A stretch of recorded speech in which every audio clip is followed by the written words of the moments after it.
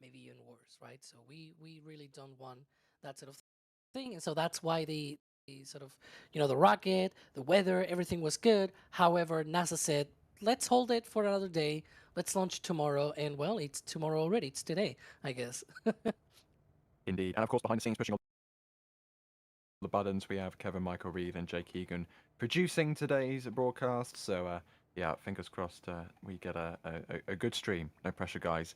Sawyer, I'm going to toss it over to you because, of course, at the top of the stream, we have to do a little rundown of what we are expecting. So, with the push to today, we are 2 hours 53 minutes away from the opening of the window. So, if you'd like to just run us through, first of all, what we're actually expecting to see today, and of course, the spacecraft, which is going to be going the long way round to Mars. Yeah, absolutely. So right now, as you can see on the screen, New Glenn out at the launch pad at LC-36. And you see those little flames on the right? That is part of the flare stack, which means that fuel and propellant load is indeed underway. That started about 4.5 hours before launch. That will continue until about 1 hour Так, before launch. еще So раз New всем Glenn привет. out at the launch Так, pad at подождите, LC-36. проверка звука So вообще. those little flames on the right, that is part of the flare stack, which means that fuel and propellant load is indeed underway. That started about 4.5 hours before launch. That will continue. Meanwhile, they will continue to keep an eye Да, on есть. weather. Всем привет, с вами снова Space, и мы начинаем прямую трансляцию второго запуска тяжелой ракеты Blue Origin New Glenn с двумя спутниками на орбиту Марса, миссия ESCAPADE, а также первую попытку посадки первой ступени на плавучую платформу. У нас остается 2 часа 52 минуты до запуска. Запуск запланирован на сегодня в 19:57 по UTC со стартовым окном до 21:25 по UTC со стартовой площадки LC-36 на мысе Канаверал во Флориде. Также в описании вы можете найти ссылку на стрим переноса, который первая попытка запуска, которая у нас состоялась 9 ноября, про то, почему были переносы потом, а также ссылку на резервную прямую трансляцию. Если это вдруг закончится, переходите на ту прямую трансляцию. Сегодня будет тяжелый во всех смыслах день для Blue Origin 2, последний тестовый полет, и сразу с выводом двух аппаратов в глубокий космос, и даже дополнительный тест систем связи от Viasat. Поскольку New Glenn разрабатывается каскадным методом, а не итерационным, как, допустим, Starship, есть высокие ожидания по выполнению всех задач миссии. Сегодня мы можем стать свидетелями, как в мире появится еще одна многоразовая ракета. Но два самых важных этапа, по которым будем судить о результатах. Первое — это старт и вывод пары спутников ESCAPADE на плановую орбиту в точку Лагранжа L2 системы Земля-Солнце, где сами аппараты проплавляются еще год до сближения с Марсом аж в 2027 году. И второе — это посадка первой ступени New Glenn на баржу Джеклин. От этого этапа зависят планы на программу New Glenn в следующем 2020 году. ESCAPADE, либо же Simplex, Photon, Blue и Gold. Исследовательские аппараты Escape and Plasma Acceleration and Dynamics ESCAPADE представляют собой двойную космическую миссию по изучению бегания ионов и распыленных частиц Марса. Два идентичных космических аппарата были запланированы к запуску в качестве вторичных полезных нагрузок в миссии Психея в августе 2022 года, но были сняты из-за проблем с требуемой траекторией. Научные цели миссии — это понять процессы, управляющие структурой гибкой магнитосферы Марса и то, как она направляет потоки ионов. Понять, как энергия и импульс передается от солнечного ветра через магнитосферу Марса. И понять процессы, управляющие потоками энергии и вещества в и из столкновений атмосферы. ESCAPADE является частью программы NASA Small Innovation Mission for Planetary Exploration Simplex. На борту каждого космического аппарата есть 3 научных эксперимента, а именно AMH, ESA и ELP. AMH — это магнитометр, измеряющий постоянные магнитные поля до 1000 NTL, установленные на конце и частично вверху стрелы. ESA — это электростатический анализатор, измеряющий на тепловые ионы от 2 F до 20 keV и на тепловые электроны от 3 F до 10 keV. Он устанавливается на верхней палубе платформы космического корабля. И ELP — это зонд Лэнгмюра, измеряющий плотность плазмы от 20 до 30 тысяч частиц на кубический сантиметр и поток солнечного излучения в экстремальном ультрафиолетовом диапазоне от 5 до 20 милливатт на квадратный метр и устанавливается на острие и платформе космического корабля. Производитель спутников Rocket Lab, оператор NASA, запуск на гелиоцентричном эллиптическую орбиту сначала в сторону в сторону орбиты системы Лагранжа L2 Земля-Солнце, а потом в сторону Марса. Количество аппаратов 2, общая масса аппаратов 1070 кг. Также Viasat InRange, демонстрация сервиса ретрансляции телеметрических данных запуска InRange от Viasat в рамках сотрудничества с проектом NASA Communication Service Project CSP. Пользовательский терминал Viasat и решения InRange будут интегрированы в ракету-носитель New Glenn и останутся на ней, демонстрируя инновационные возможности космической связи для запуска. Производитель Viasat, оператор Viasat. Второй запуск ракеты New Glenn и первая попытка посадки на платформу Джаклин в Атлантическом океане. Первая ступень. Glenn Stage 1, serial number 002. Never Tell me the odds, либо же никогда не говори мне о шансах. Официальная причина переноса 9 ноября – это погодные условия и облачность, однако, когда было подходящее окно по погоде, старт сдвинули из-за какого-то судна в зоне отчуждения. Казалось бы, уже во Флориде, где почти ежедневно проходят пуски Falcon 9, сложно оказаться в такой ситуации, что сразу породило теории заговора о поисках конкурентов. Но по информации береговой охраны судно в зоне действительно испытывает технические проблемы, было вынуждено плыть через нее очень медленно.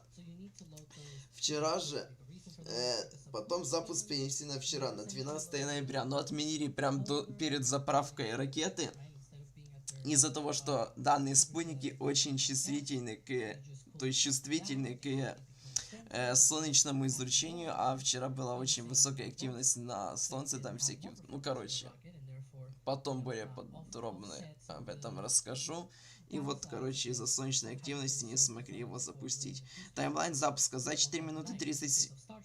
То есть за 4 часа и 30 минут у нас должна была начаться заправка водородом второй ступени. За 4 часа начало заправки кислородом обоих ступеней. За 3 часа 30 минут начало заправки метаном первой ступени. Далее за 1 час у нас будет завершение заправки. Да, полное завершение заправки за 1 час до запуска. Я не понимаю, зачем так делать, в чем прикол, Далее за 20 минут до запуска начало официальной прямой трансляции. И за 30 секунд до запуска начало последовательности запуска. Потом, как обычно, рождение ступени, сброс обтекателя, entry burn на первой ступени, посадка первой ступени, выход на орбиту, отключение двигателя второй ступени, на отметке 25 минут после запуска, второе зажигание двигателя второй ступени, практически на 2 минуты, и начало отделения аппаратов. По таймлайну мы потом пройдемся также более подробно. Ну а пока мы просто ожидаем, что у нас будет происходить дальше.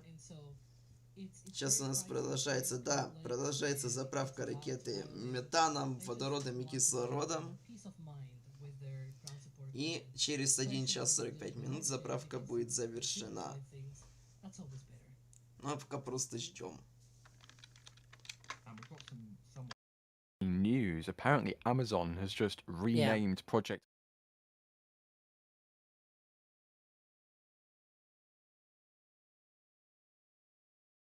Master Leo. It's like low Earth orbit. It's a low Earth orbit constellation, Leo. Yeah, I mean, it is Leo, low Earth orbit, and I guess lion-esque. I don't know. It'll roar to life eventually once all the satellites are up there. Yeah. I liked Kuiper, to be perfectly honest, but yeah. Will the missions be things like Leo Vulcan or New Glenn Leo or something like that? Because now that's gonna wreck the entire nomenclature system, right? We had It was KA and KF. Kuiper Atlas, Kuiper Falcon, right? Now it's Didn't even think about that. now it's LA, LA, LF, L. Ugh. Although that being said, how are they even going to name the Ariane 6 launchers anyway? Because they've already got KA with Atlas. They can't have another KA with Ariane because it will be KA.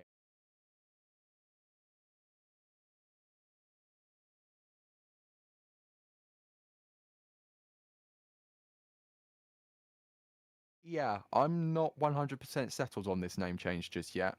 I was quite a fan of Kuiper, and it was I think it was a very cool name, but yeah, maybe we need to get Chris B to run a poll in chat because I'm not certain on Leo, to be perfectly honest with you. I mean, yeah, I kind of get where they're going with it, but I don't know how much of a name change is going to help or why they're even changing the name at the moment, but keep in mind that a lot of those satellites are indeed scheduled to launch aboard New Glenn. Uh, they have a deadline to meet by mid next year, which we'll see if they get an extension or if they're actually going to be able to make that goal for the, I guess now, Leo constellation. The I Leo hate that name. constellation in Leo. The Leo, yeah. Oh my god. Sorry, go ahead, Alex. They should fire whoever brought up this in some kind of meeting in the company. Hey, why don't we rename it to Leo? And it's like you have your brand, your sort of identity as Project Kuiper, and now it's like Project Leo.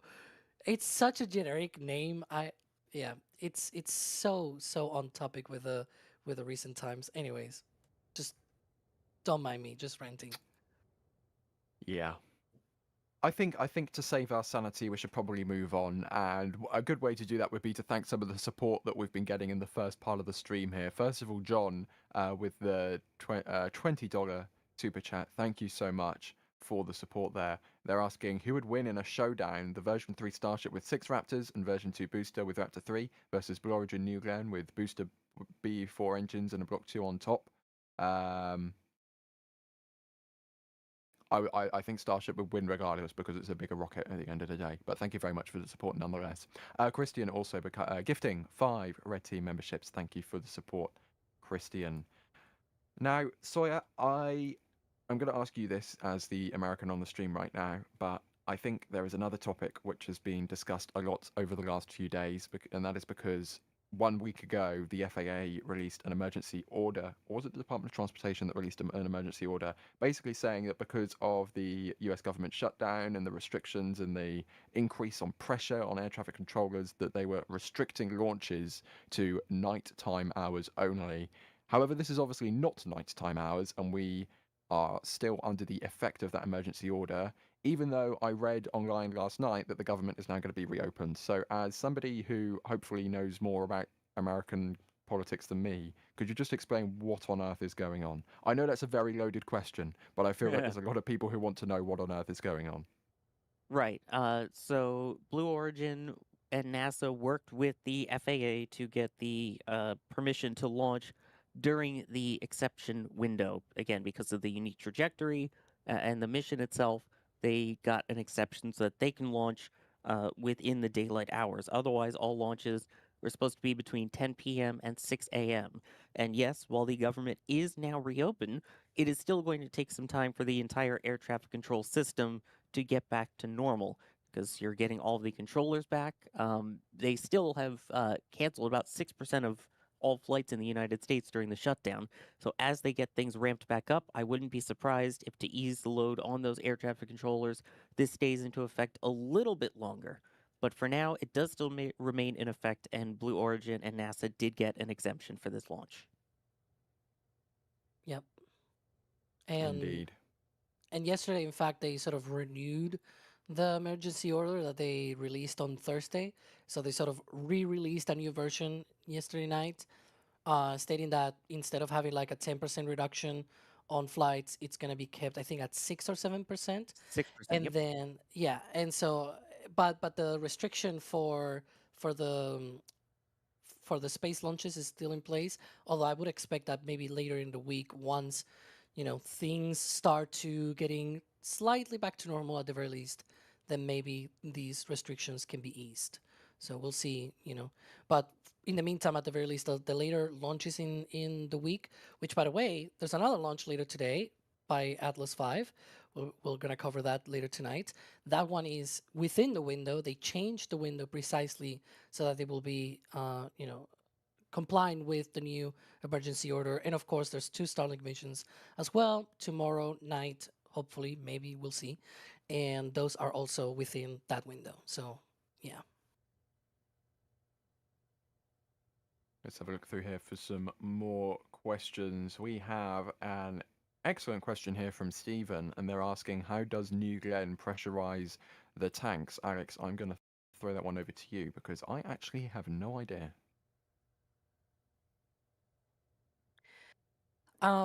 If I'm not mistaken, I think they use just like autogenous pressurization, I think, on the first stage, and maybe helium on the second stage.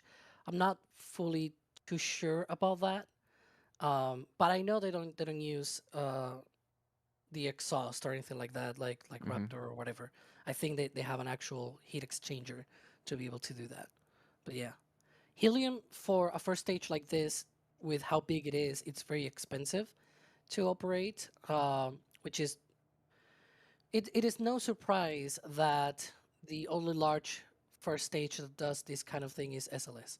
Let's put it that way. It's true. Yeah. No, it's Yeah. also autogenous pressurization. I'm just joking. Every single big rocket stage actually uses autogenous pressurization. The second stage, I'm not too sure because it might be small enough to use helium. Mm-hmm. And we can see there at the bottom the Coast Guard on its way out. Um, I would imagine there are more Coast Guard vessels than just that one boat going out, but a Coast Guard vessel going out to patrol the area because Sawyer, of course, one of the delays caused on the original launch attempt was because a cruise ship, apparently, according to Blue Origin Mission Control, was causing the range to go red, which is something that not many people were happy about, I think it's safe to say. That is true, and I saw a lot of screenshots going around showing the one that we had on our broadcast, which we do not know that was the exact one. Just want to point that out. We've reached out to the range for comment and are still working on hearing back for the exact specifics on that. But yeah, there was the boat earlier in the range as well when the weather had cleared that caused the first one, and then the cruise ship. So there are notice to mariners and areas where there are basically keep out zones to try and prevent anyone from being in the risk of having falling space debris in the event that something doesn't go right, as well as for areas around where the landing will be on Jacqueline. But yeah, just please, if you're out there, stay out of the waters. Check all of the notice to mariners. If you're in the air, check all of the notice to airmen/air missions, please. Also, I should point out that we did reach out to the range and they denied to comment and referred us to the United States Coast Guard. There we go. Okay, I think we should probably take a look at how the weather is stacking up because it's looking, at least on the visuals, much prettier than it was on Sunday's launch attempt. And there is the radar. Literally nothing, some ground moisture, and that's it. There's literally nothing at all. It is as clear as it can get, pretty much. That is, yeah, it doesn't get much better than this, at least on the ground.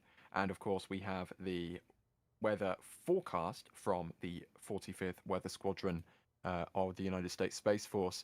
And unfortunately, they didn't publish another forecast last night in preparation for today. So this forecast was actually issued 2 days ago. So this is 48 hours old at this point. But the forecast is saying less than 5%, which is as good as it gets in terms of probability of violating the weather constraints with pretty much calm weather conditions. There you go. Nice temperature, nice humidity, and low liftoff winds 11 to 20 feet per second. And the only clouds to be seen at 31 to 33,000 feet. So that's pretty good. Additional risk criteria: solar activity is listed as moderate and the offshore landing weather listed as low. So I think that's good on the landing weather point of view. Solar activity, Alex, that says moderate, but that's kind of like, what does moderate mean? If NASA is okay to go ahead with the mission, I'd say we're probably clear with Yeah. the solar storms that have been coming through. Yeah, and as you mentioned, this is from 2 days ago when it was supposed to be yesterday. So like it's 48 hours old, and that's why it says on the left-hand side 24-hour delay, because this was, this was originally issued for yesterday. And so we're looking here at what will have been the backup of yesterday, which is the primary today. It's a whole weird thing, but in summary, there's not being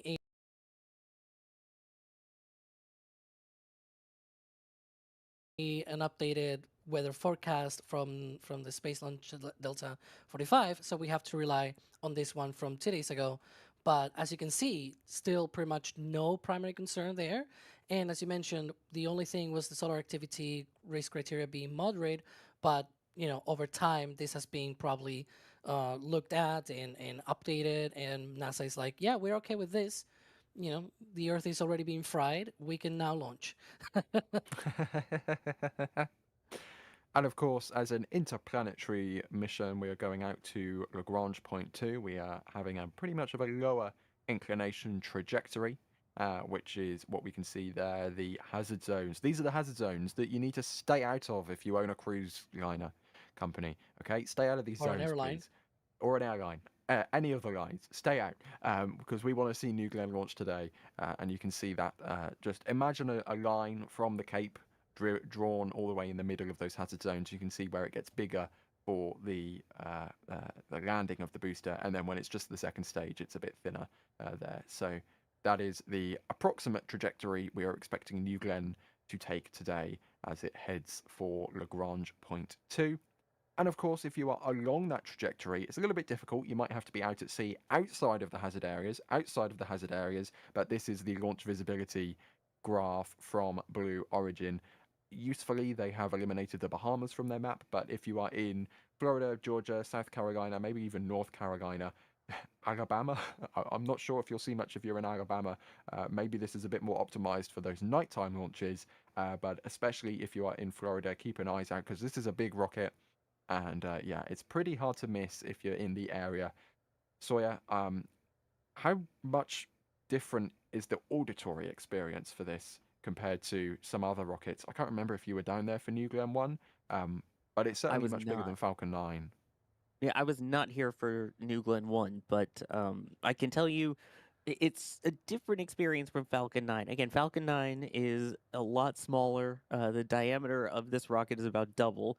While it does have the 9 Merlin engines, these are the BE4 engines, which are the methane engines.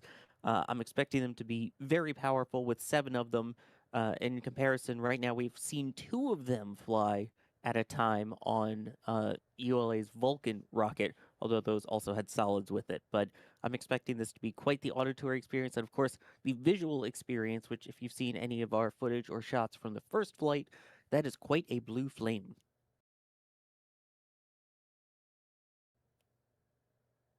Yeah, it's going to be really interesting to see how that flame reacts to the daylight lighting conditions because at the nighttime, as it went through the clouds on the last flight, it kind of caused this spotlight effect from the 7 BE4 engines shining down on the Space Coast. It was very pretty indeed. So, yeah, looking forward to seeing how this plume looks in the daytime. A little bit more support we've been getting from Sean. Thank you very much. They're saying Leo much easier to spell than Kuiper. Business sense. We also have 33 Raptors Mimi gifting a red team membership. So thank you very much for that as well. Let's go to this question from Heliosphere Physics. They're asking, do you think Blue Origin will upgrade the thrust on the BE4? Well, Alex, from the last flight, I'm hoping they have a little bit more thrust, but all engines over their lifespan, they tend to get uprated with the performance gains they get. Yeah, we expect that in the future there be upgrades both to the engine and also the rocket itself. There's been already some indications out there that they may plan a future 9-engine version, maybe a third stage as well. Hydrolock stage maybe based on the BE7 engine instead of the BE3U. So there are definitely upgrades down the line for New Glenn. I would expect that perhaps the reason why on the first flight we saw a much slower ascent at the beginning was precisely that they might have been running the engine a little bit of a lower throttle just to be happy, right? I sort of made this comment at the first attempt launch stream where it was like, you have to decide whether your first flight will be successful or you're gonna push the rocket to its maximum performance and whatnot. It's like, better to just ensure that the launch will happen, right? Versus having to push everything to the limit. And we've seen this with many other rockets, including Starship, right? The first flight, it also had lowered thrust on the Raptors. So you can expect that sort of thing on many other rockets where it's like, make it work first, then optimize it and make it better, right? That's the usual thing that you see nowadays on Twitter. But yeah. I mean, I think the Raptors on Starship Flight 1 had a bit of a bigger problem Okay. than low thrust performance, to be But honest. I apart think the from fact that- that nearly half of them were knocked out on ascent, I think that's probably a bigger issue than the fact that their thrust was a little bit downrated. But, you know. All right, but there's a part from that, which is that they were run at 90% instead of 100%, which is what I'm trying to mean, right? And I think they were still run at 90% even on flight 2, and then later flights, that's when they ramped up actually to 100%. So yeah, it could be even today as well. Maybe it's still slow. I mean, this payload, even though it's going out there to the L2 Lagrange point, it's still a very small payload. It's just 1 ton, 1 metric ton of payload. It's really, really tiny compared to this huge rocket. I don't know if maybe people were watching on the first attempt. We saw those views from inside of the payload bay on that ginormous fairing, right? And it's like it's these 2 tiny things in the middle of this huge fairing. So yeah, they may even have enough performance to be able to do this, even if it were to repeat. That's my complete guess, though. It's not something that we know from the company or anything like that. Yeah. And even just as a scale of comparison here, 1 ton is the payload capacity of Firefly's Alpha rocket to low Earth orbit. So theoretically, if they would fit inside Firefly's fairing, I don't know if they would, but in terms of mass, Firefly's Alpha rocket would technically be able to deliver these spacecraft into low Earth orbit. So just for scale, they need this big of a rocket to send that same mass all the way out to, originally to Mars, but Well- now to Lagrange point 2. Well, they don't need it to be this big. This is actually even if we were to launch it straight to Mars, we'll talk about that later. Why it is not actually sending it to Mars straight, and why it's L2 and whatever. But you don't even need Falcon 9 could do this. Falcon 9, even maybe with downrange landing of the drone ship, you could do it with that. It was, in fact, originally, because you mentioned Alpha, it was, in fact, originally planned to be launched on a medium launch vehicle sort of style of rocket, sort of like Antares size, even smaller, to a GTO, to a geosynchronous transfer orbit.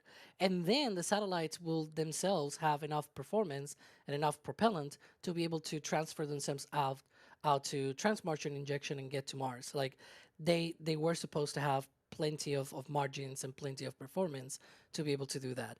But, it was then moved to a Falcon Heavy, flying alongside with the Psyche mission. Psyche delayed by a year, and so the mission had to be postponed, and now it's on New Glenn. So it's jumped multiple different potential mission profiles and whatnot. So it's being a bit of a chaos thing, but yeah. And we've got a chat message here from Psycho. They're asking, in non-related news, Sierra Space just posted an update on Dream Chaser. Well, sorry, Rosenstein, I think you might know something about this update on Dream Chaser, because if nobody's seen it yet, there's actually an article that literally just got posted at nasaspaceflight.com. Yes, in addition to the update from the press release, we did actually reach out and ask them our own individual questions, which they did reply to. And on top of that, they also sent us some exclusive photos that you'll only see in the article. So go ahead and you can check that out. But yes, we have seen that Dream Chaser was indeed towed around the Kennedy Space Center area. So they did all the electromagnetic interference testing, and then they took it out towards the shuttle landing facility, now the launch and landing facility. They did some pull tests with it, rolled it around a bit, and tested ground operations. They tested communications with the tracking data relay satellite network. So they've actually done a lot with the vehicle. We asked them about the upcoming mission for it. This will be a just free-flying low Earth orbit mission, and basically they said that they're working with other companies and other partners to be able to say, hey, let's find some other uses for this besides the commercial resupply services 2 contract, since NASA and Sierra Space basically said, yeah, we know you're not going to be able to make the required 7 flights, so we're going to remove that requirement from you. So all of this is in the article on nasaspaceflight.com. My favorite thing about this lead image is that if you zoom in, I'll leave this, I won't expect Kevin to do it, I'll leave it to you as an audience thing to do, but if you zoom in right onto the nose of Dream Chaser, the sign in the background still says Orbital ATK. An Orbital ATK hasn't existed for a long time at this point, so I found that quite funny. I didn't realize it until you pointed it out last night, and I laughed. Now, a Aerospace Division of Northrop Grumman Innovation Systems or something like that. I can't remember their official title anymore. It's too long. Anyways, nasaspaceflight.com for that article. Make sure you can probably read it and listen to this stream at the same time. Why not? Or add it to your bookmarks or something. You know. Let's have a look through here. We have a great question from Hello I'm Smile, and they're asking if there's going to be any difference between the Falcon and New Glenn landing. Alex, if I remember correct, I'm not sure if this changed for this flight, but I know at least for New Glenn 1, the landing profile was kind of more like New Shepard, as in the booster is going to hover more, well, not hover, but kind of have a slower descent than the quote-unquote suicide burn that Falcon 9 does.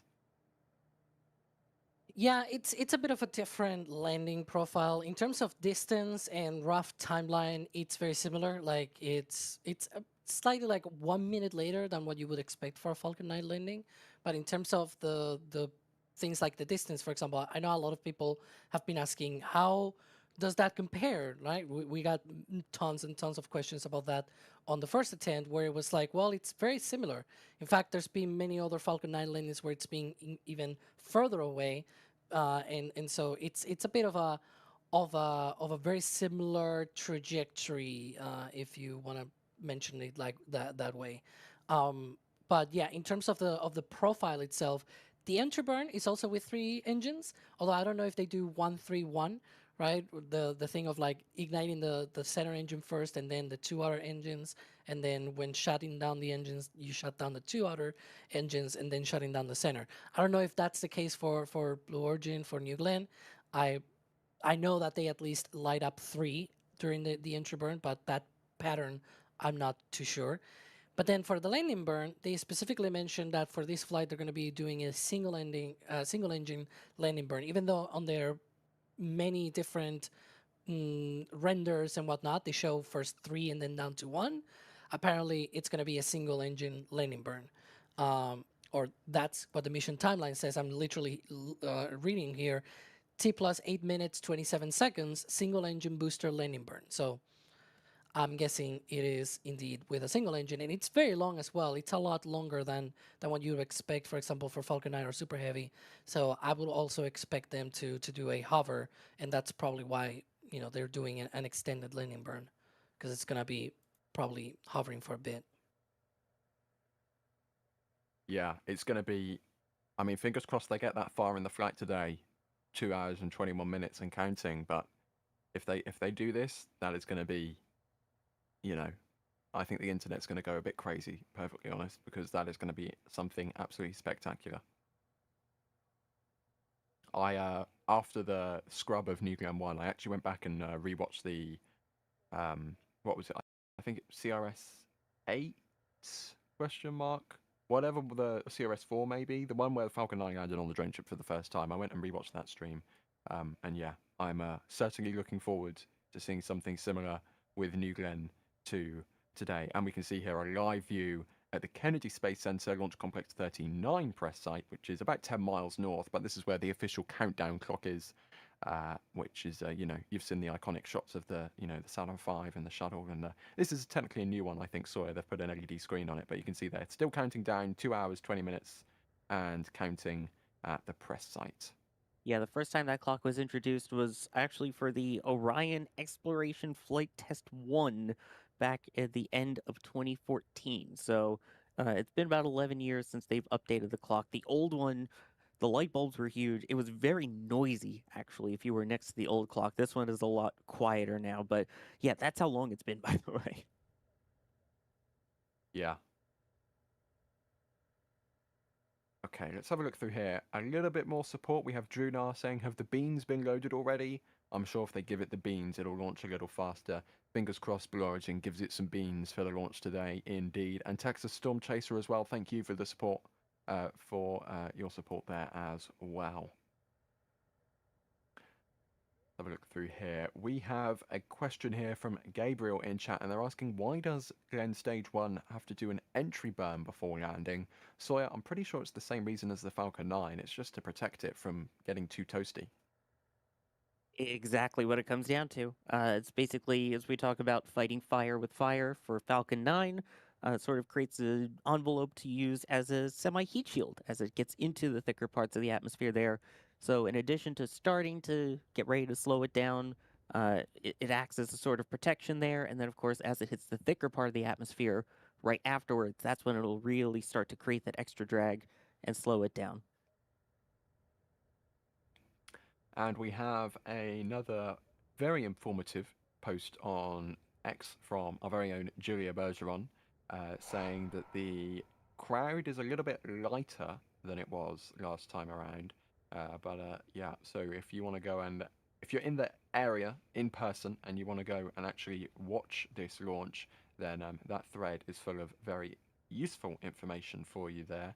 And Port Canaveral, of course, is a wonderful place to see it once it clears the pad. I think that top center view is even from Fleet Cam at Rusty's at Port. So you can see just the tip of New Glenn over all of the machinery there. But, you know, as soon as it clears the tower, you'll be able to see it quite clearly from Port. So lots of useful information in there if you are at the Cape watching in person where to go and see. Or if that fails, just go to Cocoa Beach, Sawyer. I'm sure there's going to be plenty of opportunities to watch the launch from there. Absolutely. I mean, there's plenty of parks along the way. As of right now, it doesn't seem like Jetty Park is full yet, but I'm sure it's going to be on the more crowded side there. If you really want to know all the different spots and how crowded they are, make sure you definitely follow Julia. And of course, play a little patch hide and seek if you'd like, where if you're in the area and you can find Julia, she will give you one of the NSF patches that you get for meeting any of us in person. And they're not like Starship patches. These are exclusive, never sold, only gifted patches. So keep an eye out. You definitely want one. Okay, let's have a look through here. Striker is asking if there's any information on how the booster will be secured to the ship after landing. Alex, they have kind of little robots. I'm not sure if they're going to be securing the booster to the deck, but they're definitely going to be plugging into the booster. Yeah, they have sort of how to explain this. They have like stops for the legs so that they are able to sort of keep the booster in place and it doesn't slide around. And then there's like a robotic vehicle that comes out and then goes and sort of hooks up to the booster and saves it. So yeah, they have an entire system for that sort of thing to be able to save the booster and prevent it from doing any unnecessary moves, if you will. Hi, Jacqueline. Yeah, some B-roll of Jacqueline at port. Definitely a very, very impressive vessel indeed there. Because, yeah, just look at the size of that thing. It's absolutely huge. It's like literally it's the size of a football field, and it doesn't matter how you define the size of a football field. It is that big. That is how big Jacqueline is. It doesn't matter. It is huge. Yeah, I'm quickly running through the information that we have been provided from Blue Origin to remember how big Jacqueline is. Where is it? I literally just had it in front of me. Here it is. 380 feet or 116 meters long, 150 feet or 46 meters wide. With a landing area diameter of 61 meters, and that's floating out in the Atlantic Ocean right now as we speak. So yeah, definitely, definitely big. You got some more. Yeah, we can see from Jerry. This is not live, by the way. Yeah. If this was live, we'd be in trouble. It's not live, trust me. Exactly. But yeah, we can see how much. I think that's the wake. That's called the seafaring terminology. Look at me go, big wake. Yeah, which by the way, again, that thing is absolutely massive. You mentioned the numbers of it, but when you see it in port, especially compared to, say, Just Read the Instructions or Shortfall of Gravitas, the SpaceX drone ships, it's about the same amount of landing area, but because it has those ginormous sides on it, it is very tall. So it sticks out like a sore thumb compared to the other ones because SpaceX is mostly flat, except for that kind of little bump where the garage is for the Octograbber. Yeah. Most of those are probably for support equipment and whatnot. Unlike on Falcon 9, because Falcon 9 they can save it, right? But they do not offload any remaining fluids or anything like that, or at least as far as I know, they don't normally do that at the drone ship. They do that while they are on their way back, right? Instead of doing that remotely and everything, they are on their way back. They plug in hoses and whatnot to the booster quick disconnects, to the umbilical ports and whatnot, and so they are able to work on that while they are going back to Port Canaveral. In the case of Blue Origin, they have a whole different philosophy here, so most of that is probably part of the support equipment. As you mentioned, though, the decks are very much the same size, even though New Glenn it's larger because it's got 6 legs instead of 4. They have less of a stance on the deck when the booster is sitting there. So overall, the sort of size that they occupy actually is very comparable to the Falcon 9 landing legs. So at the end of the day, you only need a very similar size of the deck, even though it's a larger booster. I've been trying to do some maths, and I'm not sure if this is correct, but if I did it correct, then if we take the scale of how far downrange Jacqueline is and the length of Jacqueline, basically Jacqueline is about 600 kilometers downrange, right? If you scale that down, so the 600 kilometers is the height of the Empire State Building, I think I'm correct in saying that Jacqueline would be 85 centimeters long. And just to put it, because I see some people confused, I said that was not live. I meant the video itself of the barge. Everything else, this view that you're seeing right now, this is live. That video is recorded. Everything else, all of the other feeds that you can see there. There we go. Thank you, Kevin. Yeah, that's a replay. The other things are live. Also, by the I way, saw some people confused. Ryan, are you Blue Origin trying to use anything but actual numbers to measure things? You know what? I even did it wrong because instead of dividing by 600,000 meters, I divided by 60,000 meters. So that's very wrong. If the downrange was the height of the Empire State Building, Jacqueline would be 8.5 centimeters long. So just as a comparison of the size of what they're trying to achieve, how far away, imagine trying to land on a target 8.5 centimeters long from the top of the Empire State Building. I think that would be quite difficult. And now that I've bored absolutely everybody and everybody has turned the stream off, let's move on. Let's hit some more questions. Kale is asking, how far is it to get to L2? Alex, this has got your name written all over it. Well, so L2 is roughly 1.5 million kilometers away from Earth in the direction away from the sun. If you were to put them in a line, you will have the sun on the left, the Earth on the middle, way not in the middle, but sort of, and then on the right you will have L2, right?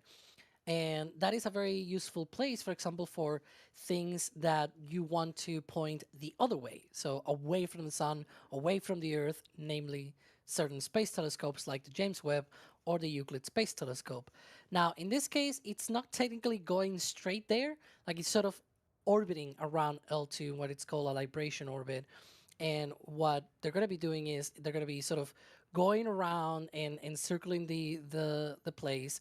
And once it is the right time to go to Mars, these satellites will do a flyby of Earth and then transfer themselves out there to Mars. Now, how far is it? I told you the distance, but I didn't tell you how long it takes to get them there. It's about a month or two in order to get there, because even though it's relatively close compared to Mars and things like that, it's going to be a very slow cruise out there. So it's going to take a while.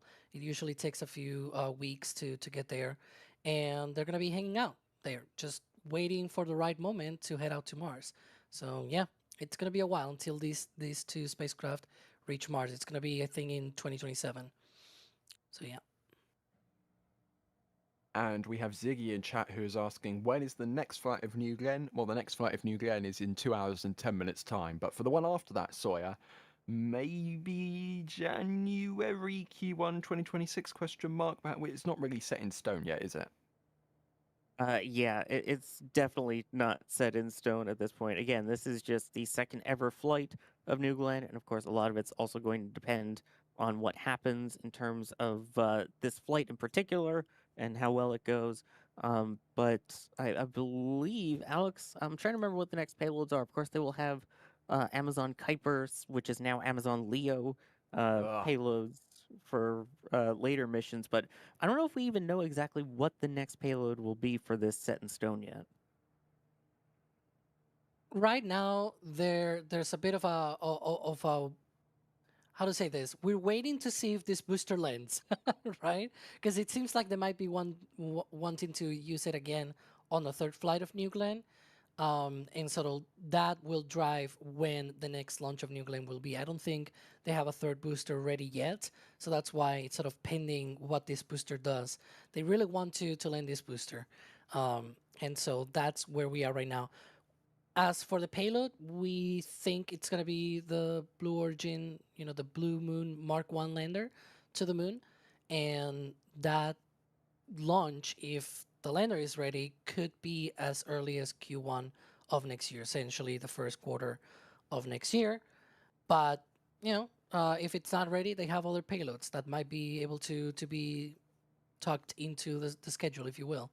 We'll see what happens, but yeah, there's other candidates there. The Elytra rideshare mission with Firefly, for example, is one of those that could be introduced there for the third flight. I don't know about Kuiper, although now it's not Kuiper, it's Leo. I hate that name. So there's Amazon Leo now, I guess. That could also be part of the third flight. Although if I were them, I will probably wait a little bit more to put my super expensive satellites on that rocket, but we'll see. Yeah, it's certainly going to be interesting to see when they launch Leo to Leo, because I think Leo, especially in Leo, could make a proper impact, because being in Leo, it's got low latency communications with the ground, right, which I think could be advantageous for Leo. Also, I just noticed that if we go with the new naming convention, so again, like KA was Kuiper Atlas, KF was Kuiper Falcon, you would have LNG, which, by the way, what's the propellant for this vehicle? It's Methane. methane. Let's go. Which, I mean, Nobody depending on which mentioned. launch company it is, yeah, they'll call it LNG. So for Yeah. Leo New Glenn, it would launch with LNG. Yeah, that's the ongoing thing of like ULA and Blue Origin. They love to call it liquid natural gas, even though it's literally liquid methane. Like, there isn't a liquid methane plant in Florida, and then next door there's a entirely separate liquid natural gas plant. It's the same thing. They use the same propellant, but for some reason, I don't know why, they just want to call it something different for the sake of calling it something different. Yeah, and if you ask Tori Bruno, he'll tell you that indeed they use methane. They just call it LNG because that's the commercial name.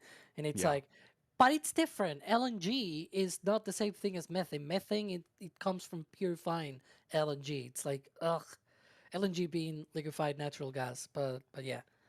The only company that has actually used LNG has been Relativity. When they flew Terran 1, they had their own sort of way of trying to distill the LNG to be a little bit more pure, but they still used LNG at their launch site with Terran 1. That was interesting. Yeah, that was a long time ago at this point, but we are eagerly anticipating the launch of Terran R, another big rocket Sawyer at the Space Coast. There are so many companies and launch pads spooling up action at the Cape. Is just absolutely incredible to see with all the different companies. Exactly. You've got Relativity. You've got Stoke Space as well.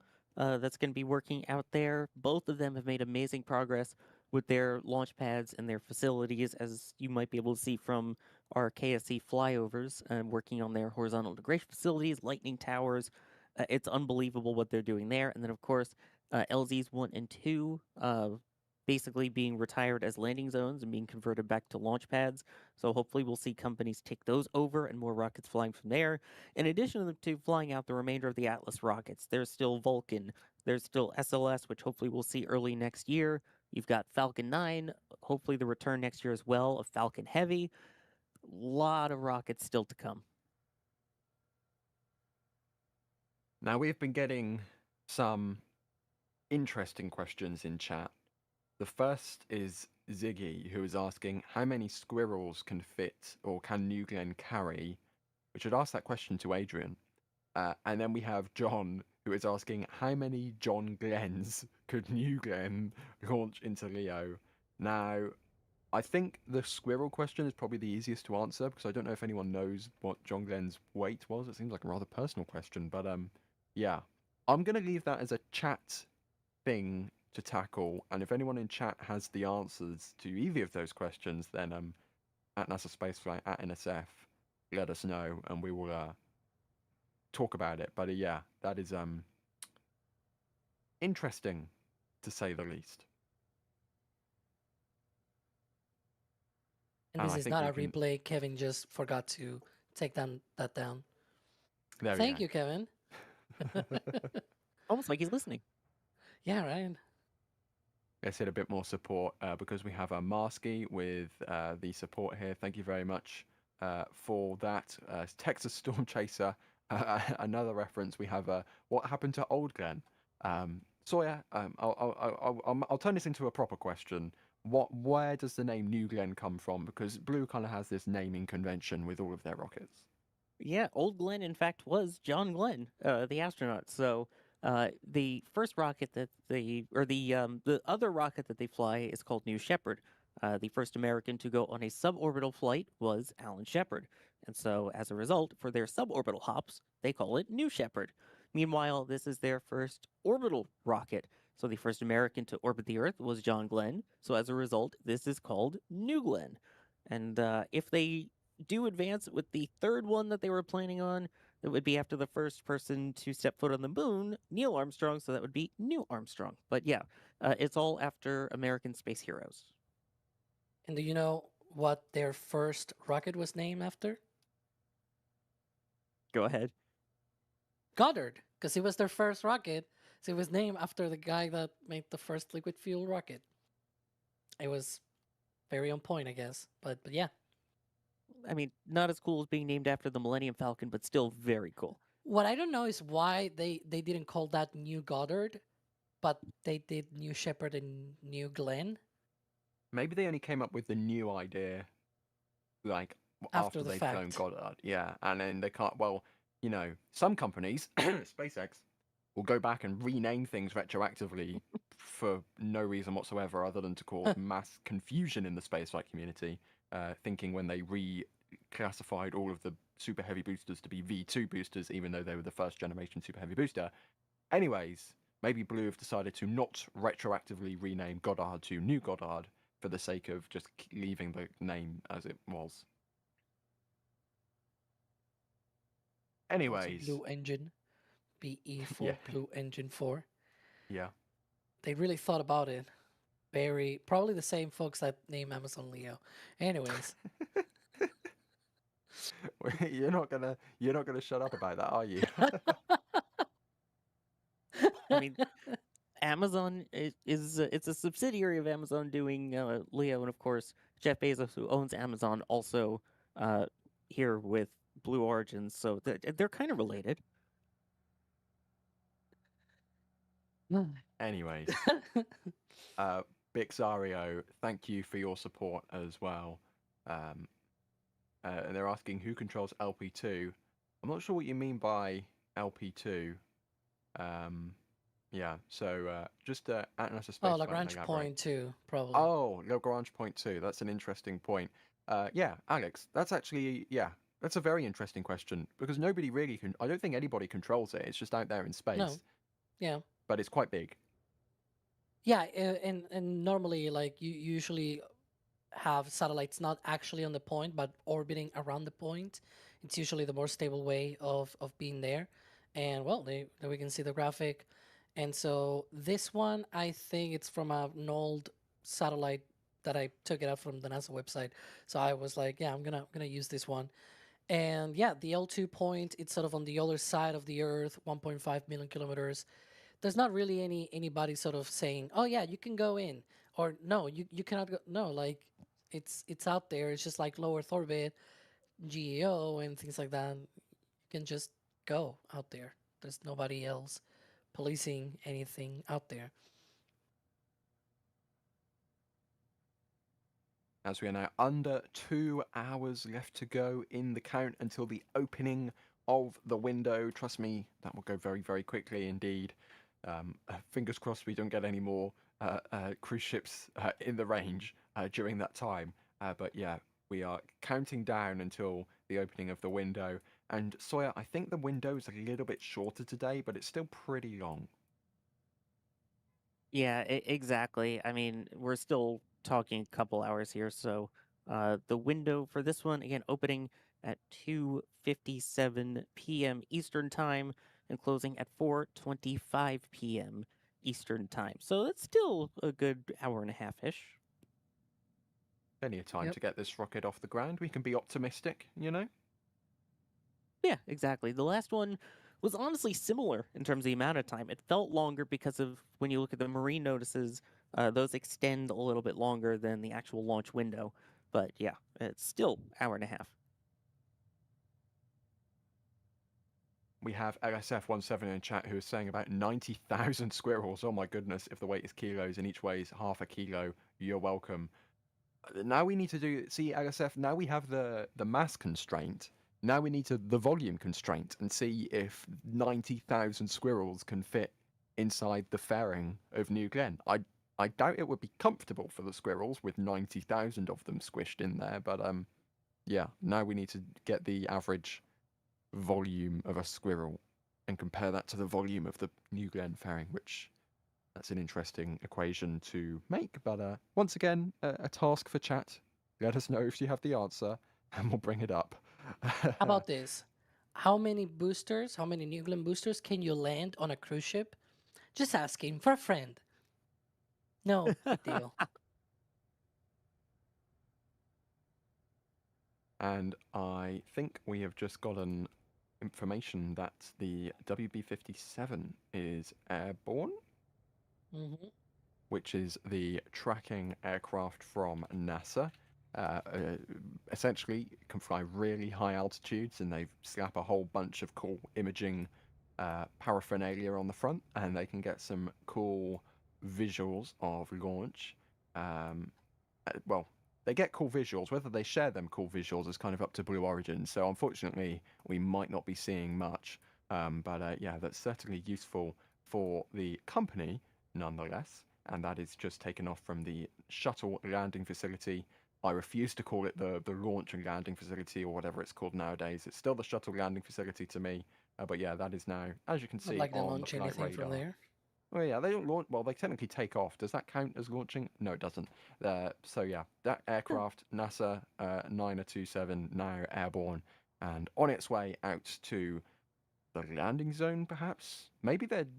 Yeah, that's interesting, actually. I'm curious as to find out if they're going to be out there for ascent primarily or landing primarily. If we get live views of the landing from the WB-57, just saying. Just saying. I don't know. We'll see. Obviously, we're tracking it here on Flight Radar 24, as you see on the screen. So we'll have to see where it goes. I'm trying to look with my Mark 1 eyeballs for it as well as it heads outward, but we'll keep tracking it. Indeed. Okay, let's look for some more questions. Of course, if you are just joining us, first of all, welcome to the stream. We are NSF, we are NASAspaceflight.com.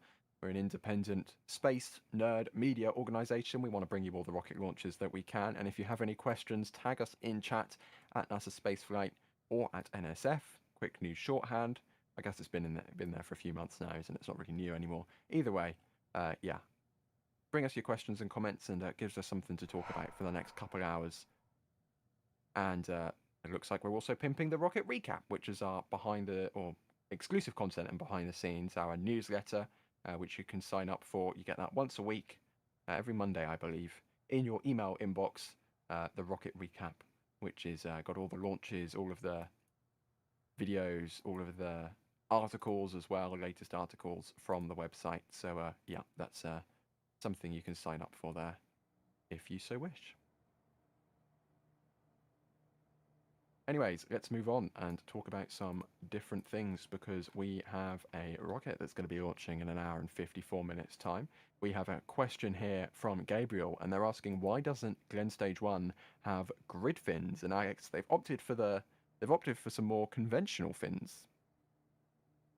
Yeah, that's just their decision. It's what they opted for. I'm not sure if we have a really in-depth explanation as to why that over grid fins, but that's essentially different ways of solving the same issue, I guess.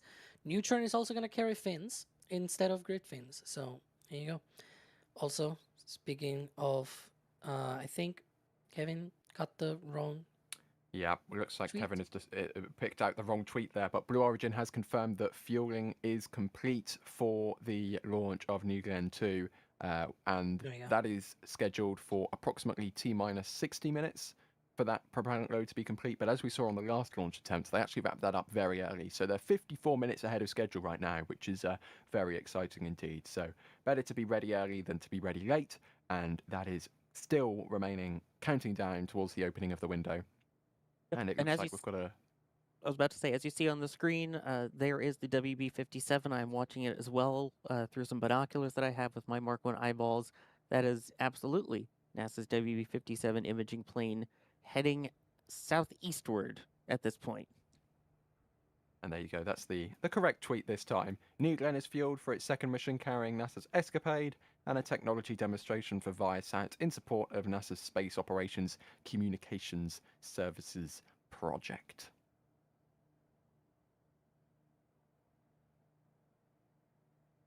And we continue to count down. We can see the flare stack still running there in the right, just next to the lighthouse. Well, it's not actually just next to the lighthouse, but from this perspective, it looks like it's right next to the lighthouse. It is actually right next to the huge water tower there at Launch Complex 36. And we have the two, well, the bigger tower, which is technically can also be kind of a crew tower. And we have the lightning tower on the right. And of course, the huge horizontal integration facility hangar, which Blue uses to integrate the rocket horizontally. You wouldn't have guessed it from the name.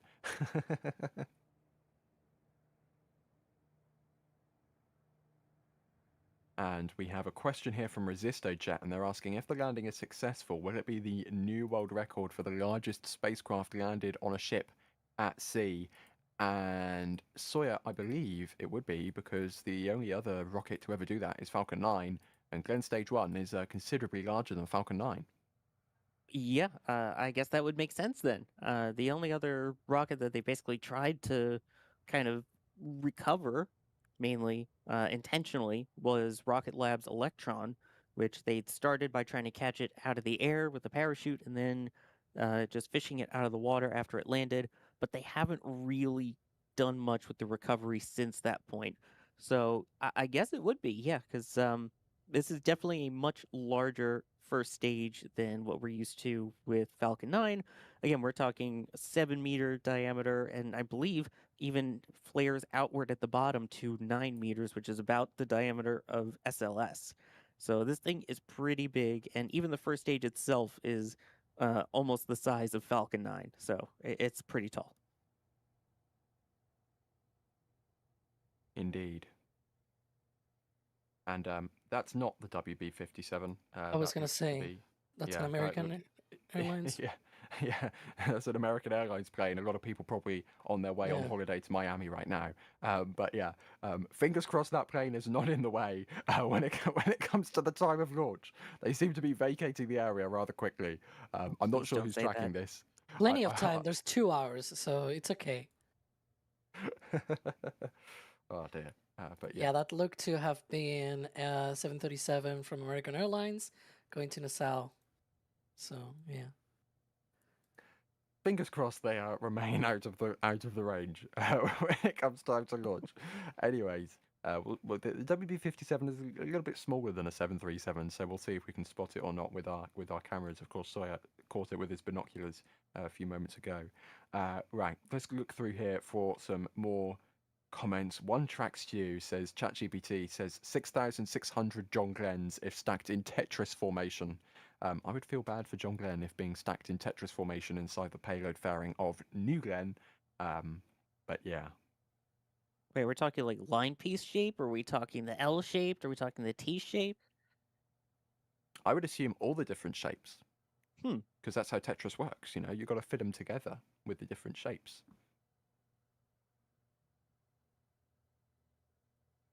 Anyways, I think we can move on. Let's have a look through here. Oh, Sawyer, you love talking about this. We have Gojira and they are asking what material is New Glenn's engine bay, fins, and interstage made of. It is a special type of thermal protection system, if I am correct. Yes, there is a coating on the vehicle that is meant to kind of act as a thermal insulator. It's a fabric thermal protection system called Comet. So, in addition to the regular, pretty much aluminum structure for all of the fins and large parts of the vehicle, they do have that sort of thermal coating on it. It's not like the spray-on foam insulation, because again, that's more of an insulator, the Sophie. This is, I guess, kind of like I guess the best comparison would be similar to the thermal blanket, the white blanket that they use on Space Shuttle. But again, it's their own proprietary thing. Indeed. And I have to say, I actually prefer New Glenn with the Comet than without. I think the white, blue, and kind of copper color, I think it fits, and I think it works. I think it is very pretty, I have to say. I know some people didn't like it and they preferred just the white and the blue, but you know, rockets with different colored interstages, Falcon 9 Block 5, they make the interstage black, and it instantly improved the aesthetics of Falcon 9 by like a gajillion%. They've done the same thing with New Glenn, they just made it even prettier, you know? Different colored interstages, that's what it is.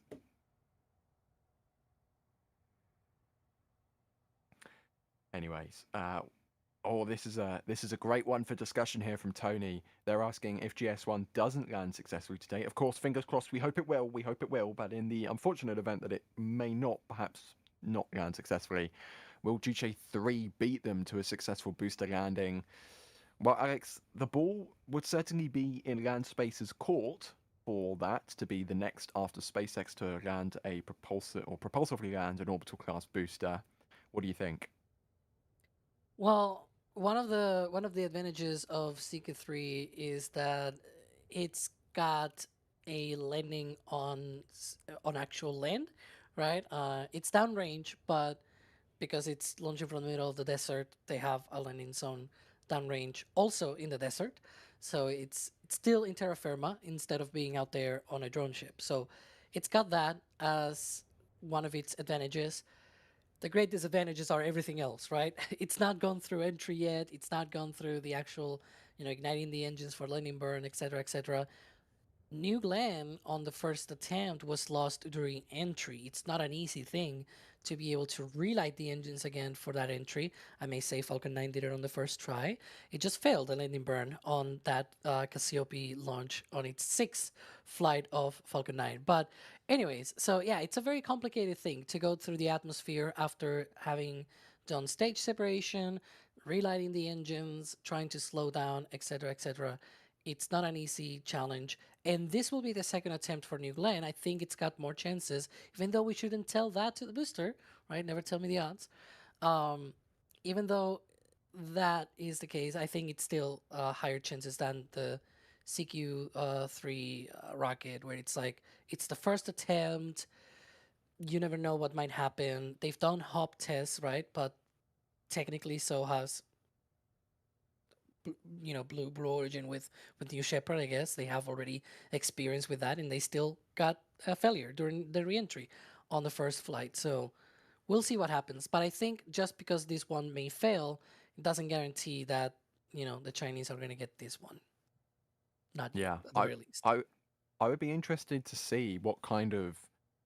I guess we'll never find out, but it would be interesting to find out what kind of provisions Landspace has in their software for if the booster landing is off target, whether they don't go for igniting the engines or whether they just go for landing somewhere slightly different in the desert, because I assume the only difference between the landing zone and the places around the landing zone is that the landing zone is concrete and the landing zone area around it is sand. So I don't know whether they'd still go for that or not, but I suppose that's just something we'll have to wait and see how far they actually get in flight of GK3.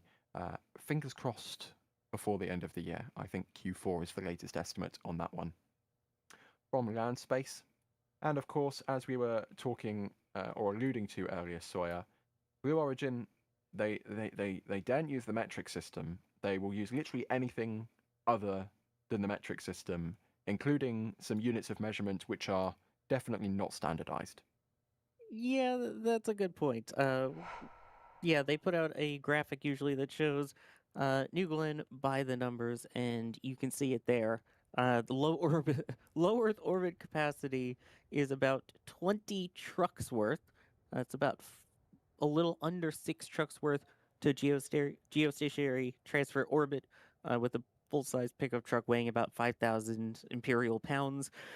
Each grid fin is each of the fins, sorry, you're so used to SpaceX, is about the size of a car, about 16 feet long.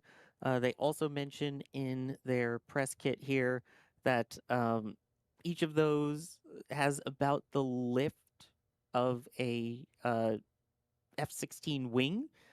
In addition, the aerodynamic forces that push against the fins during flight are roughly equivalent to the weight of a 737 aircraft. And in fact, I should point out the strakes on GS1 are each about the size of an F-16 wing per Blue Origin. Again, hopefully it makes sense now why, or what I mean when I say Blue will use anything apart from the metric system.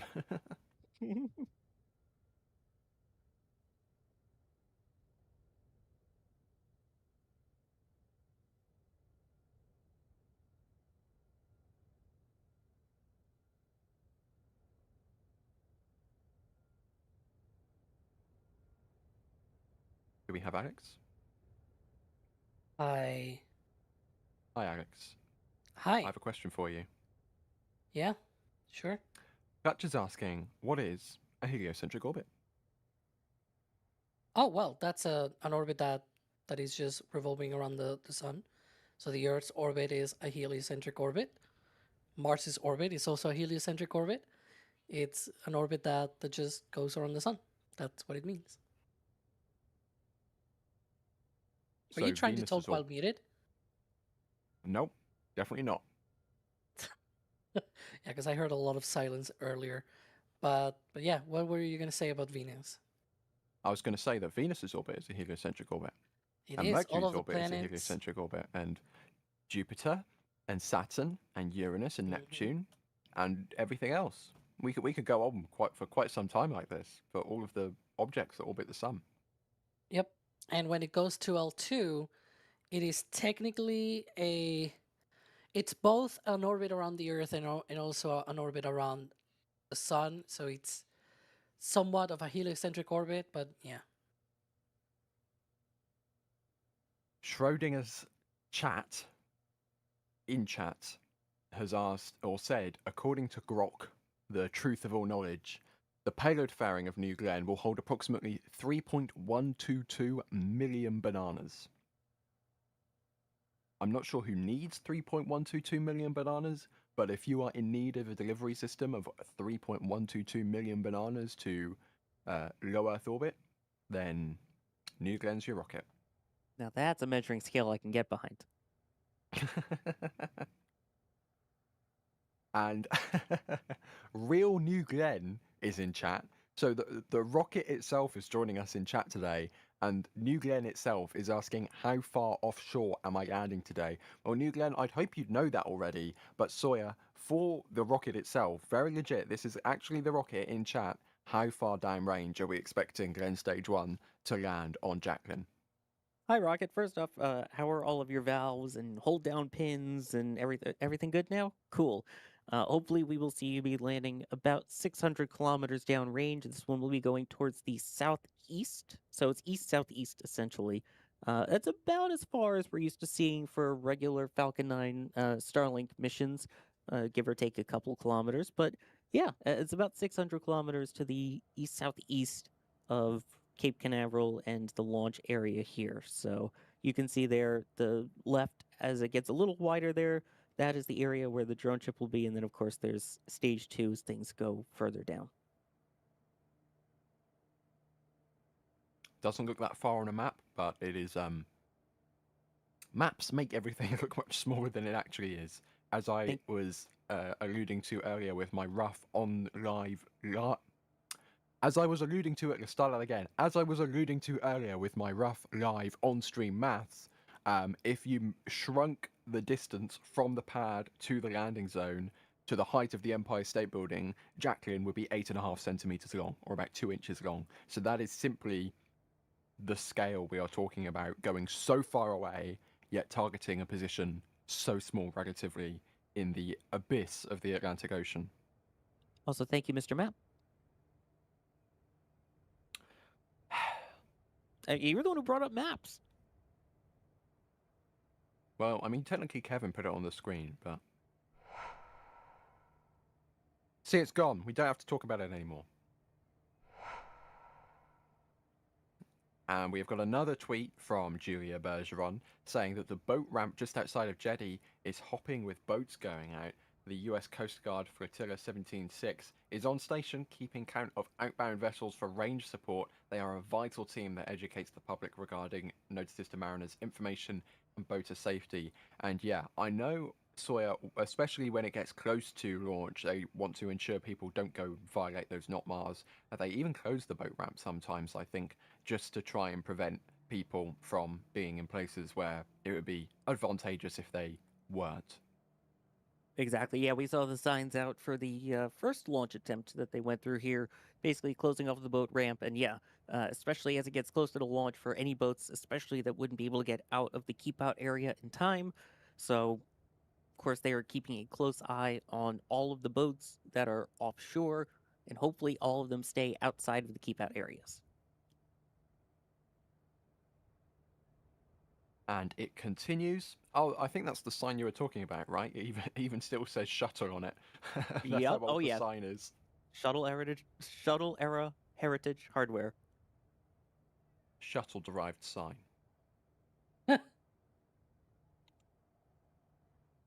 Anyways, Julia says, you may encounter a sign like this one on local waterways. This is your sign, but to be advised of hazardous zones and not be the reason a range violation is called. There are consequences to that range from misdemeanor to felony charges. Yeah, there in Florida, Sawyer, this stuff is no joke. If you get in the way on purpose, then you are not going home a happy man. Right. Basically, for the first violation, it is a misdemeanor. If you then knowingly violate it again a second time, or if you've done it before, then that upgrades to a Class 3 felony here in the state of Florida. And basically, every time you have to be contacted about something, that counts as a range violation at that point. So if you basically were like, okay, I know I'm out of here, and you leave, you're fine. If you then float right back into it, that's when it upgrades. And let's quickly run through a bit more support, because of course we could not do this without your guys' support, and we've been getting even more memberships being gifted from Rex, Raptor Engine. Thank you very much for your support as always. And we have Mel becoming a Red Team member, and I believe behind the scenes we even have our members multi-view. I'm not sure if it's running yet. I'll be informed in the back channel very quickly, but we did have the members. It is running right now, so we have the members multi-view with all the cameras from all the field team, and you can even listen to the wonderful tones of Kevin Michael Reed if you so desire. So that available to, I believe, all the members. So if you've become a member or you are considering becoming a member, then that is a perk you get, at least for today's launch. You get to see all the cameras that we have deployed. There is that multi-view. Now with infinite repetition of all the different cameras. And I mean, yeah, if you want to see every single camera at the same time, then you can do just that. And it looks like Jerry's got the drone up again, which is wonderful to see. That wonderful blue color sea. That is something I don't get to see too often. Most of the sea around this part of the world is kind of murky brown, but it's nice to see this blue colored water nonetheless. It looks like there's some vessels out there right at the entrance of the port as well, but keeping out of the way, I believe, of that keep out zone. And again, there's still 90 minutes to go, so as long as they clear out in time, then it'll be okay. Obviously, the closure goes into effect a little bit before and stays closed a little bit after the launch window to make sure that everyone is totally out of the way and give extra time to make sure that the range stays cleared. And we can see there the edge of the jetty where many people are now waiting for the launch. I'm not sure if we can get a wave again like we did last time. If any of the field team are listening from the jetty, let's see if we can get another wave from the field team. I think they'll be stationed right at the end again, like they were on Sunday. I think, yep, we're getting some waves. Hello, field team. How you doing? Thank you for heading out there again. They seem very happy and roaring to go. Yep, let's zoom in. Thanks, Jerry. Let's zoom in. Field team very happy and ready to go from the end of the pier there at Jetty Park. But you can see just how many people are turning out for this launch. More waves. Yep. Hello. How you doing? Many people are turning out to watch this launch in person, and this is pretty much as close as you can get with still having direct line of sight. That was a big seagull with direct line of sight to the launch pad. Yeah, it's definitely a lot less than it was for the last attempt because that was a Sunday afternoon. So you get a lot of the people that are just out for the weekend who will come by and see it. I'm located about 4 miles south of Jetty Park, so I can see the jetty from where I am, but I'm further south. But yeah, it's a lot less crowded than it was for the first attempt. And this is the view, by the way, from the pier. This is what it looks like from there. Yeah, this is Max's camera live right now. And you can see the flare stack going. You can see the vehicle venting, as we would expect, the vapors coming off. But there is I feel like there might be a bit more heat haze today than there was the previous attempt on Sunday. But fingers crossed that doesn't get too bad. Because, Sawyer, how is the heat where you are? Is it humid? Is it Florida sticky horrible? Or is it okay? No, it's actually really nice. There's a light breeze in the air. It was actually a little cool, at least for Florida standards, this morning. Right now, it is, I believe, 71 degrees-ish Fahrenheit with a feels like of 75. Again, I'm sorry, I don't know the conversion off the top of my head, but yeah, it's on the cooler side for Florida at least, but not too terrible. See the birds fighting the wind there as well. Also, the humidity is Anyways. only about 40%, which for Florida is very low. That might as well be 0% in Florida, with how humid it gets there sometimes. Okay, let's have a look through here for some more questions. As Sawyer was saying that the wind is calm, it was kind of shaking the camera a little bit, but it looks like it's stabilized out now ever so Yeah, and slightly. again, when you're closer to the water, the wind is obviously going to be a little stronger with the sea breeze and everything. So when you're right at the edge of a giant jetty, go right by the port, it's going to be a little bit breezier. Hence why the occasional camera shake there. I'm also a little bit more protected on a balcony right now. So I kind of have that going for me, which is nice. But yeah, the American flag that's right near me is definitely flapping, but nothing that would be a concern for launch. Speaking of concerns for launch, we have 0809439 who's asking, is this too aggressive? Is this goal too aggressive for New Glenn, being only the second flight? Well, Sawyer, technically, at some point, ESCAPADE has been pushed many times, but at one point, ESCAPADE was going to fly on the maiden launch of New Glenn. That was one of the things that was absolutely discussed. Yeah, and part of that was the fact that it was going to be right around the time of a Mars transfer window. So rather than going out to L2, the Lagrange point, they would indeed be going basically on their way straight to Mars. The fact that it delayed so much means they're out of the Mars transfer window, so this is a new test for the first time ever to see if, hey, can we leave a spacecraft hanging out in L2 and use that as a waiting point and then start sending them all off to Mars with a little Earth assist. So I don't think it's too ambitious for this flight. Again, the first one was their Blue Ring Pathfinder, which is going to be one of their kind of on-orbit test items that they had for the first flight. That one didn't even separate away from the rocket, but it did fly exactly as it was supposed to. So in fact, they had a successful first flight. I'm not totally surprised that they're going for the landing again on the second flight and going all the way out to L2. And we have another excellent question here from Tony. They're asking, what do we know about Blue's plans for crew launch? It's kind of rumors at this point, Sawyer, isn't it? I think there were rumors going around a little whiles ago that Blue were kind of secretly, quietly developing a crew vehicle for New Glenn, perhaps. there's also rumors, I think, from that Athena document from the Jared Isaacman original campaign to be NASA administrator about maybe putting Orion on New Glenn, but this stuff is still kind of rumors at this stage, isn't it? Yeah, everything at this point is all rumors. Obviously, they're prepared for it. As you can see in the two towers there, the one on the left is a lot more bulky and built up, it looks like, compared to the one on the right. And while it does have the, of course, the lightning mast and the catenary wires on top, that one is actually considered a crew access tower. So they would be able to attach things to it to allow crew to get on board if they do decide to go that way. But as of right now, it is not crew rated. There are no current plans for people, but don't forget, we also have astronauts, as they make sure to call them, that fly on New Shepard by crossing the Kármán line. My God. That's another Blue Origin thing I don't understand. They are obsessed with the Kármán line. And like, we cross the Kármán line, therefore our passengers are astronauts.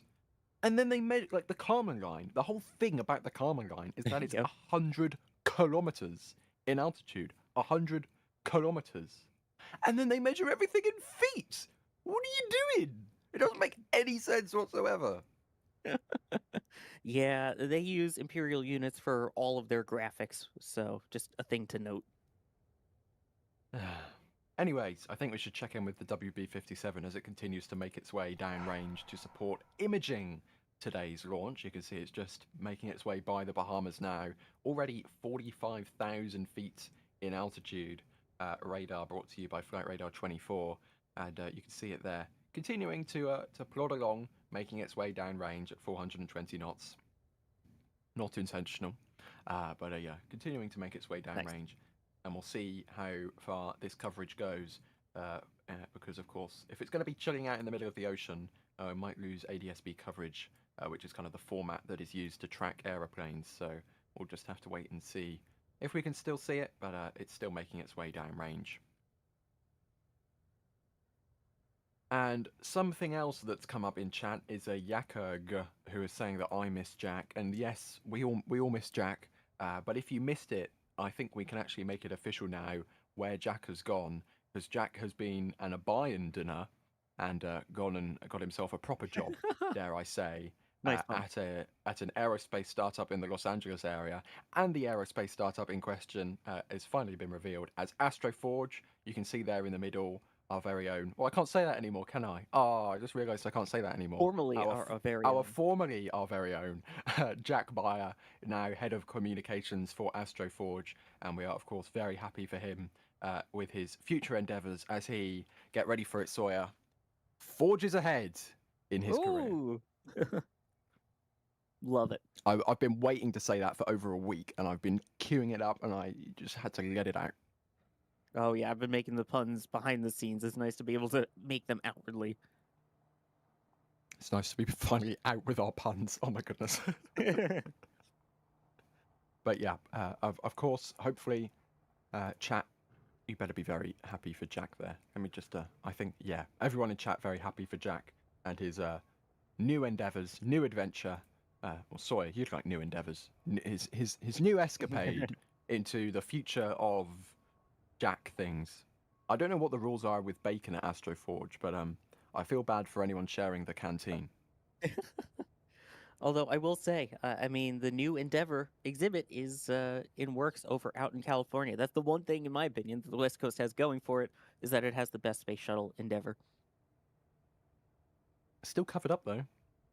They haven't unwrapped it yet. They've got it wrapped up. Whilst they build the new exhibit there. But to see it fully stacked with the SRBs and the external tank, it is such an amazing sight to see. Again, I was fortunate enough to be media for STS-135, the final shuttle launch, and go out and see it at 39A with the full stack. There's nothing like it. But of course, we all know the actual best shuttle is Discovery, which you can go and see at the Smithsonian Udvar-Hazy Center in Virginia right now if you want to. You know, it's the best shuttle and it's the easiest to get to because it's literally right next door to the airport. So as we all agree that is the best shuttle, let's move on and do a little bit more support. Yeah, Chris Bergen trying to get me to say that Atlantis is the best shuttle, the one that flew STS-135, and that is here at the Kennedy Space Center Visitor Complex, but it's Endeavor. Yeah, well, it's Discovery, but I think we should probably move on with some support because we have John who was saying, "Oh, have we got an update?" I'm not sure if this is an update or just more information from the KSC. We will read it out anyways. NASA's ESCAPADE mission consists of twin spacecraft designed by Rocket Lab. The pair will be the first coordinated multi-spacecraft mission to Mars. The spacecraft are bound for the Red Planet to study the interaction between the solar wind and Martian atmosphere. So, yeah, it doesn't look like that's actually an update from the Kennedy Space Center account. But yeah, let's put that on screen nonetheless. Okay, John Speck with the $2 support. Thank you very much. They're asking, isn't Lagrange point 2 still an Earth-centered orbit? I don't know if we have Alex back with us because that's a very physicsy question. But we will. I will cue that question and ask that to Alex when he joins us again in a few minutes. We also have Telstar86 in chat with a £5 super chat. Thank you, Telstar86. They're saying, other than Neil Armstrong, which astronaut would you like a rocket to be named after? Sawyer, out of the copious number of astronauts you have had the pleasure of meeting, I think we should name a rocket after Jim Lovell. But what do you think? I mean, I feel like the obvious answer, of course, has to be the steely-eyed missile man, the one who was also in command of STS-1, who's been to the moon. It's got to be John Young, if I had to pick one off the top of my head here. I mean, he's the OG GOAT when it comes to the space shuttle. Again, walked on the moon, pretty cool. If not, the only other person I think who has a really cool story that I feel like would be great to name it after is Story Musgrave. So those are my two picks, but I feel like we need a John Young rocket. Yeah, that is a good point there, Sawyer. A good point. We have Drew Nar with the Canadian $2 saying huge congrats to Astro Yak. Of course, big congratulations. Telstar86 again in chat. You can cook bacon under a grill, not an Astro Forge. That's fantastic. Oh. Oh my goodness. Astro95 Media, it's great to see you in chat as always with the $10 tip. And they're saying thanks for the coverage. Looking forward to seeing New Glenn in action again. P.S. Bergen is right. That shuttle is the best shuttle. I disagree. Discovery is factually the best shuttle. I don't want to be clipped again. I got clipped again for my previous comments on Atlantis, but Endeavour is the best shuttle. Endeavour. There we go. We can publish that version. We can publish that voice clip. Eastern Shore Space Flight, who is literally part of the team now, gifting a Red Team membership. So if you received that, make sure to thank them in chat. And Telstar86 also gifting a Red Team membership. So if you at all have received a gifted membership and your name has suddenly become green and you're like, wait, I don't remember paying for this. Well, you didn't. You got it for free for a month because of a very kind, generous member of the community who has decided to not only support the channel by doing the gifted membership, but also supporting somebody who might not necessarily be able to afford a gifted membership. Just they get a membership for a month for free, get behind the scenes pictures, behind the scenes members multi-view, get the whole shebang, get everything. So yeah. Luke Gagnon says, can you Astro Forge in the rain? I mean, yeah, probably. Technically, they're in space in a vacuum, so there isn't any rain. So, oh come on, you're gonna ignore the Ship 36 line? Could it static fire in the rain? My God.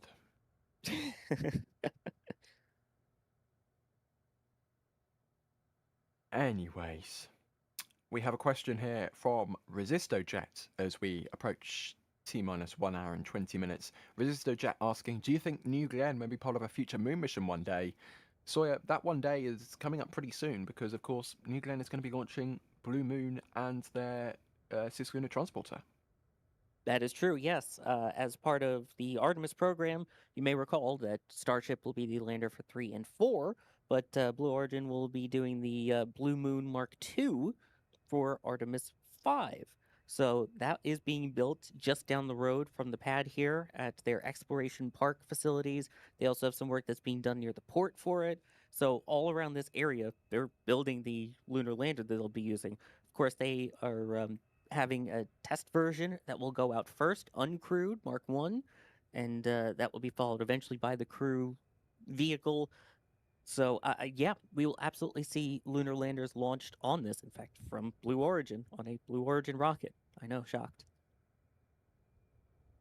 there's even more boats lining up at the entrance to Port Canaveral, staying long out as of they the stay out. exclusion zone. Yep, they're Yep. staying out of the exclusion zone. So thank you, boats and mariners, for doing that. Please, no cruise ships get in the way this time. Yeah, there's a lot of boats that are kind of just parked off the water in the Atlantic here, basically from the jetty all the way down. So I'm sure some of them are just out there trolling and fishing. As long as they don't troll us and just troll for fish, we're fine. Sawyer, I think we have another pun master in chat, because Ronnie Taylor says, "New ride, Sally. I'll take my pun token now." Ride, Sally, ride. Yeah, that's a new ride. That's a new one. I like it. Okay. Oh, and we have Alex Vaughan gifting 5 more Red Team memberships. So thank you for that, of course. I will say, Ryan, though, when it comes to the boats and everything around here, I feel like the go-to person at the Cape is Julia Bergeron, who besides has been tweeting out photos of all the different locations and where people are. I mean, it's yeah, she's the one that takes selfies with all the boosters. The fact that there's 2 boosters on the stands right now in port, which is pretty cool. She knows all of that. Yeah, indeed. I'm not sure if we have Julia on commentary. I've seen that she's joined, but we'll find Did out I if hear it my name? works. I think you did hear your name, Julia. How you doing? Why, hello. I'm doing wonderful. I have made it to Jetty Park on my journeys. I haven't not decided yet whether or not I'm staying here or if I'm heading to cars. But in the meantime, if you've been following my thread, you know I have patches on me. So if you spot me here at Jetty in the next, I don't know, 15, 20 minutes, I've got a patch for you. But guess what I just did, Ryan?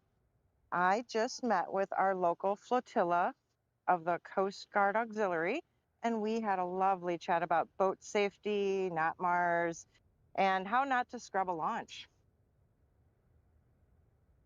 I feel like this conversation should have been had with the chief of all the cruise lines, maybe on Sunday, but Right, right. But I can assure you that volunteer members of the auxiliary are out at local boat docks, including the one just outside of Jetty Park.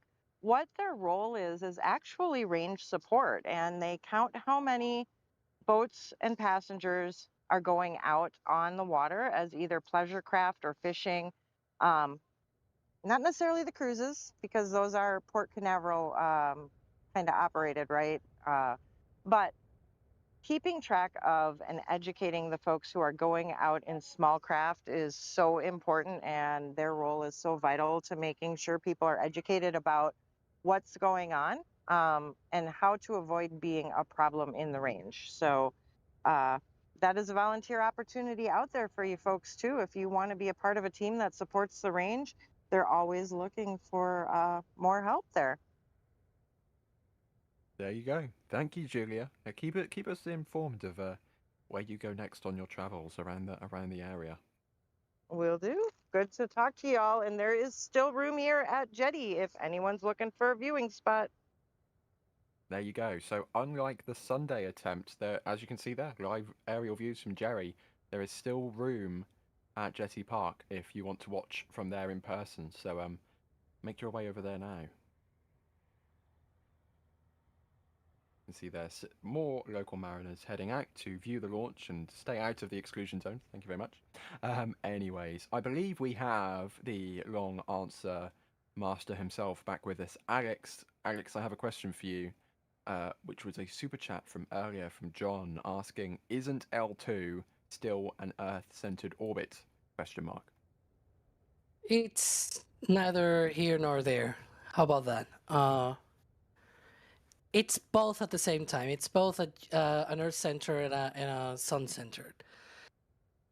The trajectory that ESCAPADE will be doing, though, you can also draw it Earth center, but it's gonna be mainly around L2 and not on L2. How about that? I will have to explain many more things about orbital mechanics than I'm allowed to explain right now.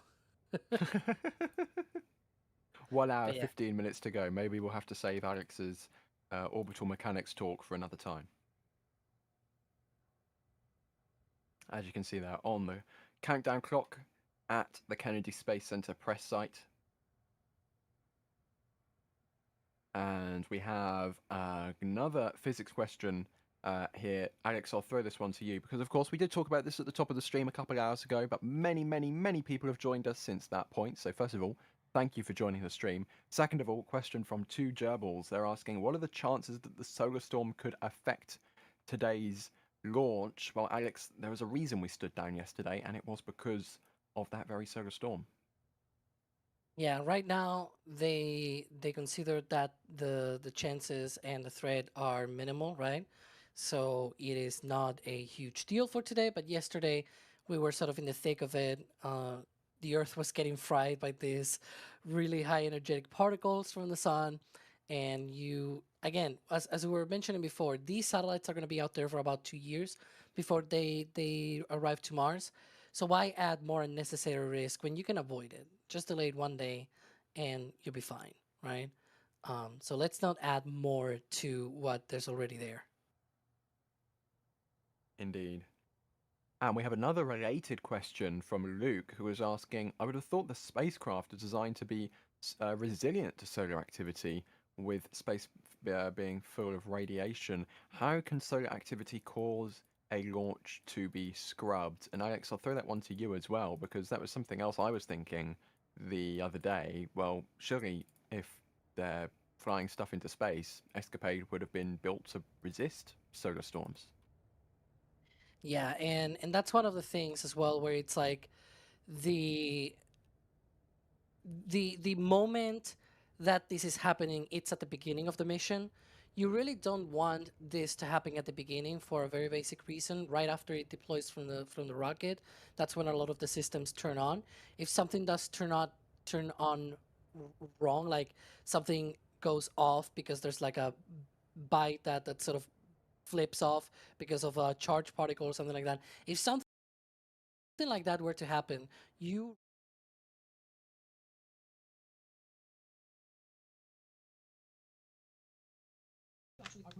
И всем привет, я напомню, что с вами снова Space, и мы продолжаем прямую трансляцию второго запуска ракеты New Glenn с двумя аппаратами на орбиту Марса, миссии НАСА ESCAPADE, а также первая попытка посадки первой ступени на плавучую платформу. У нас остается 1 час 12 минут до запуска, запуск запланирован на сегодня в 19:57 по UTC.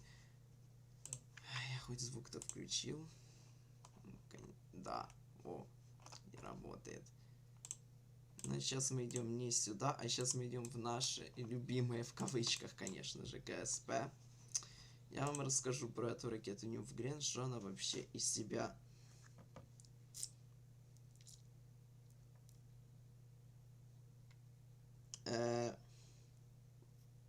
представляет, блин.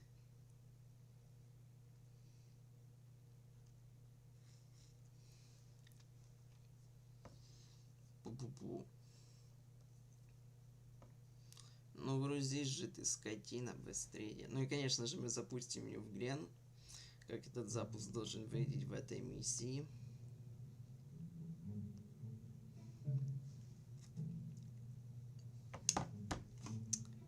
Где ты есть? New Glenn — это у нас тяжелая ракета-носитель, разрабатываемая и эксплуатируемая американской компанией Origin. Ракета у нас имеет частично многоразовую конфигурацию с многоразовой первой ступенью. Вся ракета у нас имеет что первая, что вторая ступень, что обтекатель, диаметр 4 метра. Первая ступень у нас оснащена 7 двигателями B4, но тут не обращайте внимания, не B4 стоят. Ну, тоже метановые движки, потому что B4, блин, поставить не получилось. Я не знаю, почему так. Вот, а вторая ступень у нас оснащена, вот первая. Вторая ступень у нас оснащена 2 двигателями B3U. Разработанными и изготовленными собственными силами Origin. Запуски осуществляются с запускового комплекса 36 на мысе Канаверал, а будущие миссии планируются с пускового комплекса 9 на мысе на космодроме Вандерберг в Калифорнии. Стоимость проекта составила не менее $2,5 миллиардов. Стоимость запуска от 70 до 110 миллионов долларов. Высота всей ракеты составляет 98 метров. Ну, кстати, почти тут 97,3. Вот. Диаметр, как уже говорилось, 7 метров, 2 ступени. На низкую околоземную орбиту в многоразовом варианте грузоподъем составляет 45 тонн, на геопереходную орбиту 13,6 тонн, на транслунную орбиту 7 тонн. Все был один запуск у нас, единственный, первый, 16 января 2025 года. Он у нас был полностью успешен. Да. Единственное то, что попытка посадки первой ступени там была на воду, но и она не удалась. Ступень разрушилась еще при начале маневра Entry Burn. Первая ступень, вот, либо же Glenn Stage 1, вот она у нас, как уже говорилось, 7 двигателей B4 с максимальной общей тягостью 17100 кН, удлиненным импульсом 340 секунд, который работает у нас на метане и жидком кислороде. Далее идет вторая ступень, Glenn Stage 2. Вот. Вот именно эта часть. Там, как уже говорилось, 2 двигателя B3 с общей максимальной тягостью 1600 кН и удлиненным импульсом 445 секунд, который работает на жидком водороде и жидком кислороде.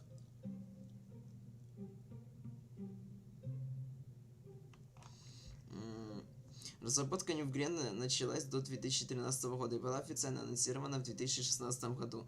Ракета названа в честь астронавта НАСА Джона Гленна, первого американца, совершившего орбитальный облет Земли. Первый запуск ракеты состоялся на стартовой площадке в феврале 2024 года. То есть первая выкатка ракеты на стартовую площадку состоялась в феврале 2024 года. Первый полет состоялся, как уже говорил, 16 января 2025 года с прототипом космического корабля Blue Ranked. Это был первый запуск с LC-36 после Enroll-23, состоявшийся аж в 2005 году. Эта миссия стала первой из нескольких демонстрационных запусков, необходимых для сертификации в рамках программы National Security Space Launch. Подобно суборбитальной ракете New Shepard, компания Blue Origin, используемая для космического туризма, первый Спящий Гигант, спроектирована как многоразовая. Она приземляется на базе лендинг-платформ Vessel One. New Glenn пока не совершил посадку на плавучей платформе. В 2021 году компания также запустила проект Jarvis, инициативу, направленную на то, чтобы сделать вторую ступень многоразовой. Но в 2025 году она была пока что, можно даже, не отменена, но отложена там в далекий долгий ящик.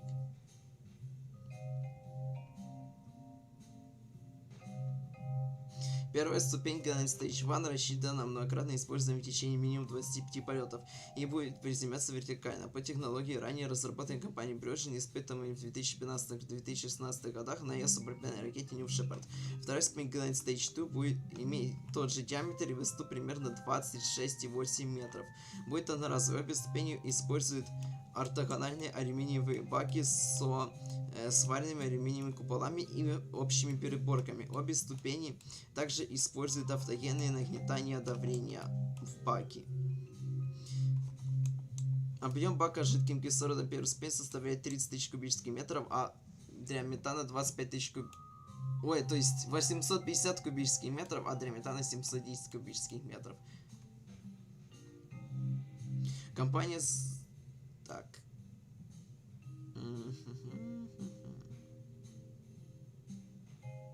New Glenn также будет доступен для космических туристических полетов, причем приоритет будет отдан клиентам New Shepard. Первый ускоритель New Glenn предназначен для повторного использования, изначально предназначается для возвращения на Землю на Атлантическом океане с помощью посадочного судна Jacqueline, которое должно было действовать как плавучая подвижная платформа. Гидродинамически стабилизированное судно увеличивало бы вероятность успешного возвращения на Землю в бурном море. Это судно было отправлено на свалку, а новая посадочная баржа под названием Landing Platform Vessel One, также получившая прозвище Jacqueline, была введена в эксплуатацию и вступила в эксплуатацию в 2024 году. Собственно, вот, да, первая ступень. Она у нас состоит из двигательной секции, где, собственно, размещено вот так 7 двигателей, также из 6 выдвижных посадочных опор, собственно, сам бак, 2 нижних плавника. Да, для управления. Также 4 верхних плавника для управления. Вот, собственно, сам интерстейдж. Вторая ступень, 2 двигателя, второй ступени бак, второй ступени, ну и головной обтекатель, как бы. Вот, ничего тут необычного нету. Так, ясно, проще вот так будет сделать. Ну и все, поехали.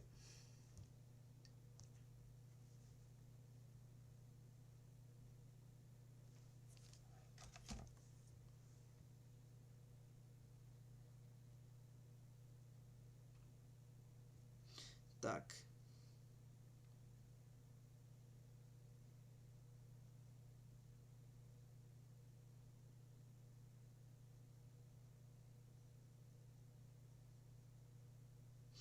Да, конечно, да, это вообще не весело, когда, ну, вот все вот так с первого запуска сразу идеально практически. И вот, да, то, что, конечно, запусков не было 11 месяцев, тоже вообще не весело. Так, на всякий случай вот так, потому что, ну его нафиг. Провернемся. Вот сначала вот так. Ну, конечно, электроэнергия почти вся ушла от нас. Ну, у нас по местному времени, если брать запуск примерно днем, наверное, да? Где тут это чертово солнце? Эй, солнце, где ты есть? Ну, давай вот. Так, где-то становись. Вот, и поедем.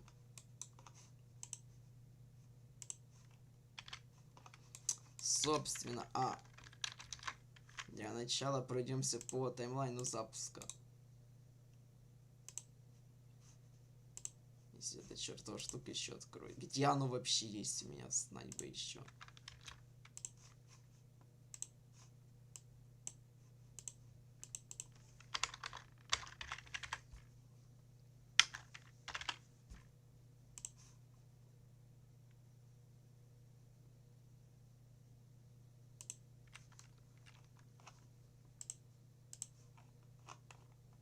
Ну, грузись ты, скотина.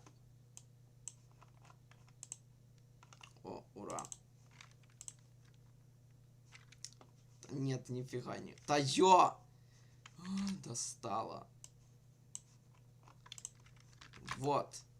Собственно, запуск, разделение ступеней, потом разворот. Ну, сначала у нас маневр интерберн, как на Falcon 9, потом лендинг-берн, сама посадка, сброс обтекателей и, собственно, деление пореза нагрузки. Вот. Оно, короче, выйдет вот так на орбиту в точку Лагранжа L2 и потом уже на орбиту Марс, ну, в сторону Марса. Наклонение 29,5 градусов у нас, аргумент перед центром минус 179,7 градусов. Собственно, вот таймлайн, он весь так прописан. Собственно, первая ступень по 157,4 метра, вторая 26,3, обтекатель. На несколько наземную орбиту, как же говорили, грузоподъемность 45 тонн, от геопереходную 13. Двигатель BE4 высотой 3,78 метра и BE3 высотой 4,45 метров. Посадочные опоры выдвигаются всего лишь за 8 секунд. Каждый двигатель BE4 выдает тягу в 2450 кН на уровне моря.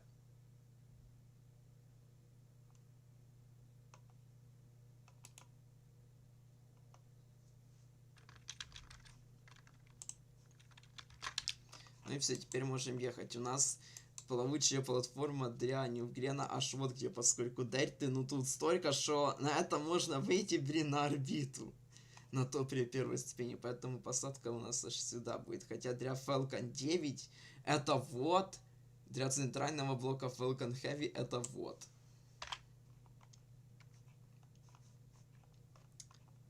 В общем, да. Ну, не знаю, как в этом полете, но в первом полете реально тяга на запуске у нас была, ну, примерно вот такая, 1,2 где-то. Очень маленькая тяга, да и даже если по таймлайну посмотреть, тут что на первой, что на второй ступени, TVR прям очень маленький. Че его крутит уже такая скотина, блин. Не крутись мне тут. Боже, что так лагает вообще, хотя... Вроде нормально же. Что-то странная какая-то херня. А ну. Да не, все правильно.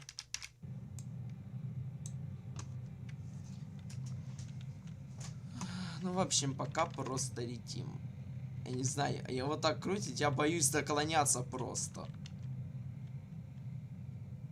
Ладно, давай попробуем. Вспомнить, да, вспомнить бы еще назначение. Первое, что он отключает. Нифига не видно, что он... ну понятно. Не, все нормально, короче, да.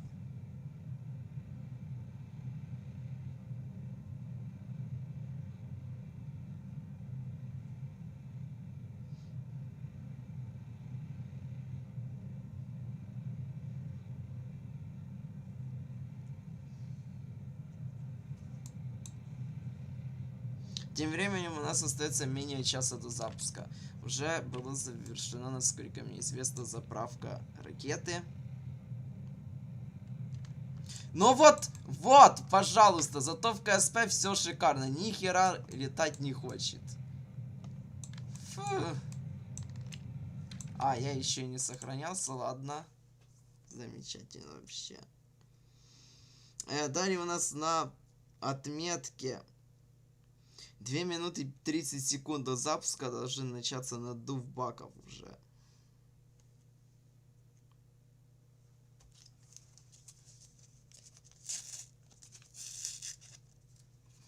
Ну ее, и опять же это чертово время проматывать.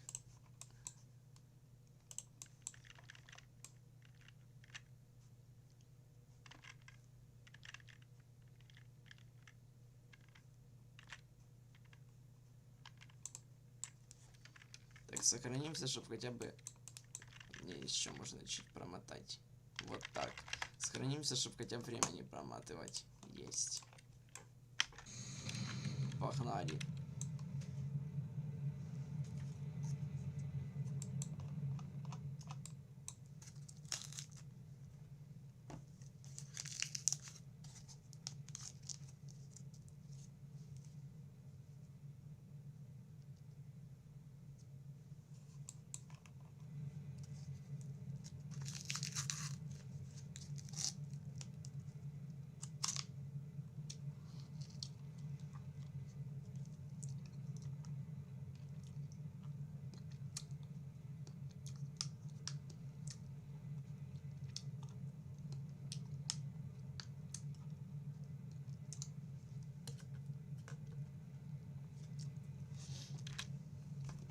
Чё эту скотину, блин, так шатает? А РСУ-то хоть работают? Алло! Чела, у нас РСУ уже не будут работать. Ну, зашибясно. Как обычно. Я инвалид вообще.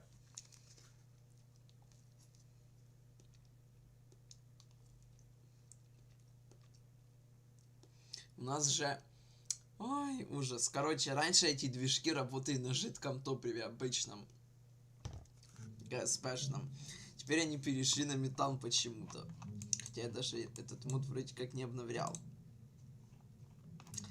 РСУшные двигатели продолжают работать на обычном жидком топливе. В итоге получается так, что они не работают, потому что жидкого топлива у нас нет. На ракете. Типа, ну, эти баки, это вообще, ну, как бы, вот, сами баки, они внутри ступеней. Да ёпиш. Ну, конечно, хер еще доберешься до них. Вот. Жидкий водород окислитель на вторую. Жидкий метан окислитель на первую. Можно еще бак с жидким топливом, значит, на первую. Черт его знает, сколько его надо. Этого жидкого топлива.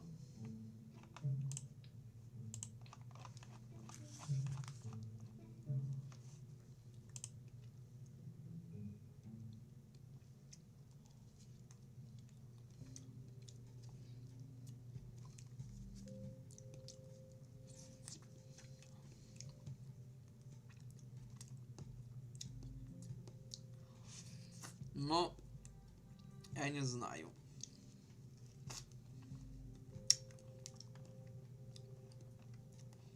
Не будем большой прям бак ставить.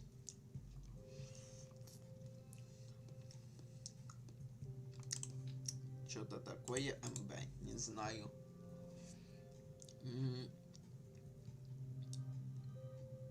Сюда жидкое топливо нельзя залить, прекрасно. Что-то такое МБ.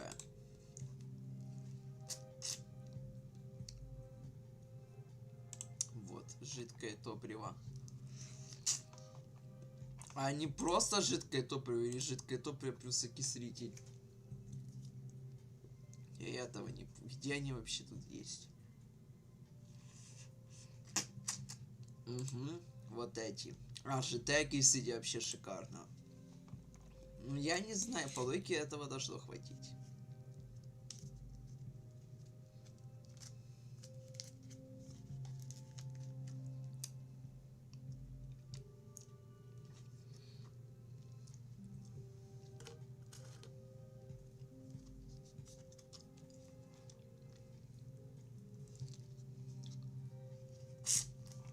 Ладно, давай вот так. А дальше посмотрим. Теперь нужно это все задвинуть еще.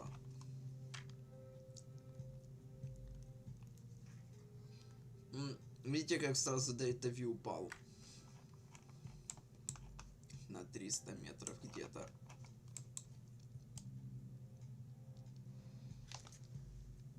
И вот так давай. Тут что, нормально, не выпирает паки? Нет, нормально вроде. Так у нас еще и TVR теперь 1.15, так что нужно часть обычного топлива будет слить. Ну, метана с кислородом. Где вы есть тут? Эй, алло. Ну да, конечно. Ну, 1.20, прекрасно, поехали.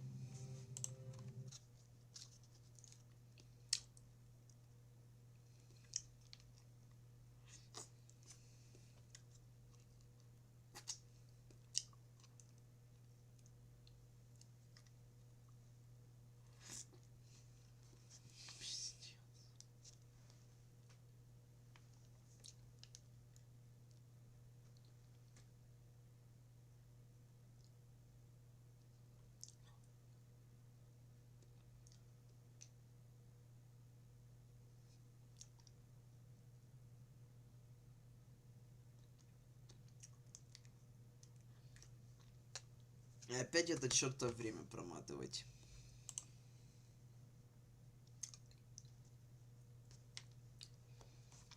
Сколько можно? Так, а ну проверим. Работает замечательно. Ну... Ладно, пойдет. Пусть так будет уже. Поехали. Сразу на РСУ и радиально наружу пока. Наклоняться не надо.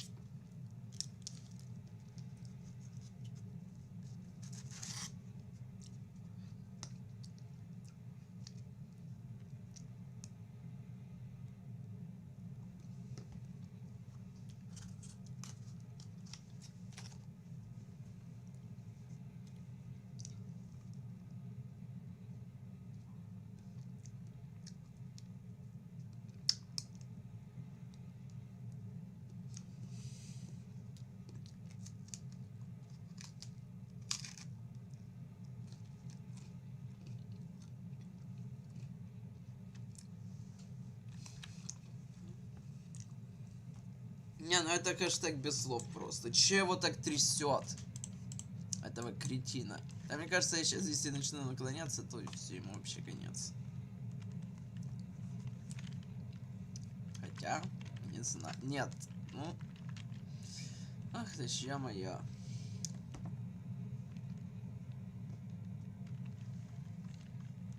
Ну, кот. Ужас. Еще под центр не открыл. Куда? Впрочем, неудивительно.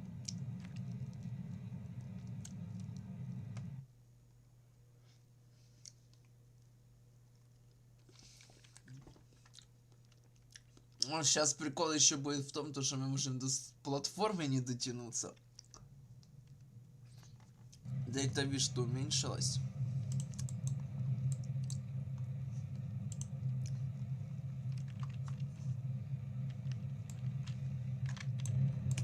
Если чё, будем садиться на эту.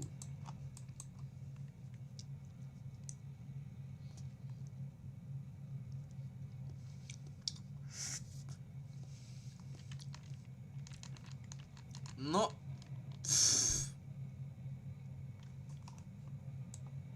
Ну, зашибись.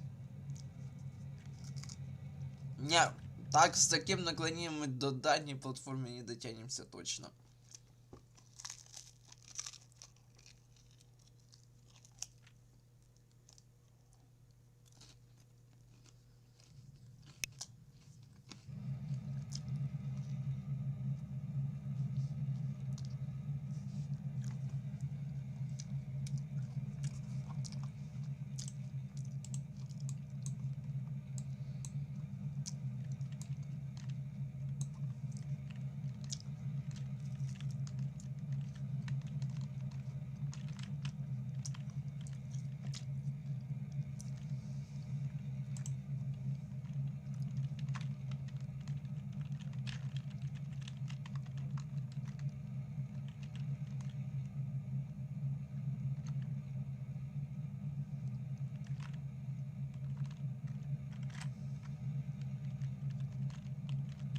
Даже почти тягу понижать не нужно. Потому что вверх на старте вообще маленький был. Все, один раз понизил и все. И откроем эту чертову, где-то есть чертова траектория. Ах, вот. Ну, в целом, я думаю, мы уже можем наклониться неплохо на такой-то высоте. Я надеюсь, с нами ничего уже не случится. Не, нормально. Ну, да, конечно, до дальней платформы, хотя, ну, не знаю. Сейчас главное, что мне оказалось между дальней и ближней.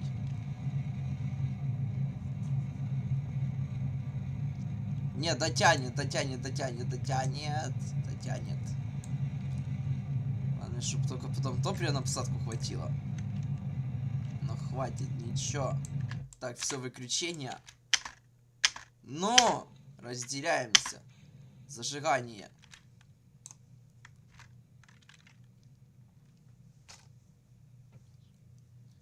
И летим, просто летим теперь. Тут TVR тоже маленький довольно. Ну, на 90... Не, на 94 нормально. Но разгоняться нам еще довольно долго.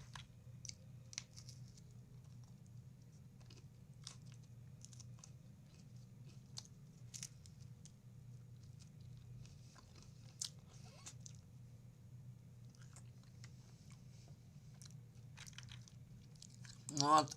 А я не знаю, он сразу типа будет выходить на эту орбиту Лагранжа L2 или как?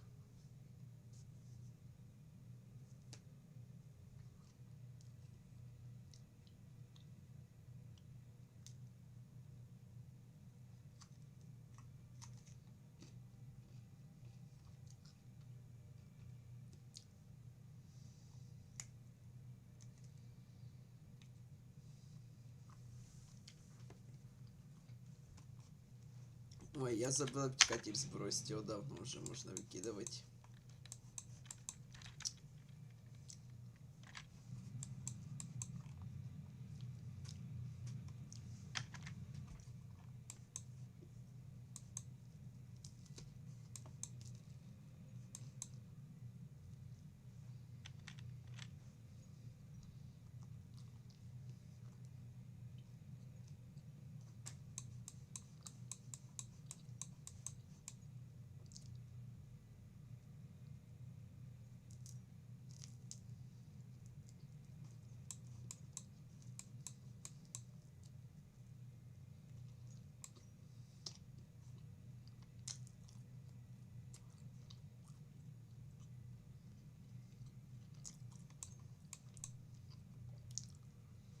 давай сразу на эту точку Лагранжа выходить. Наверное.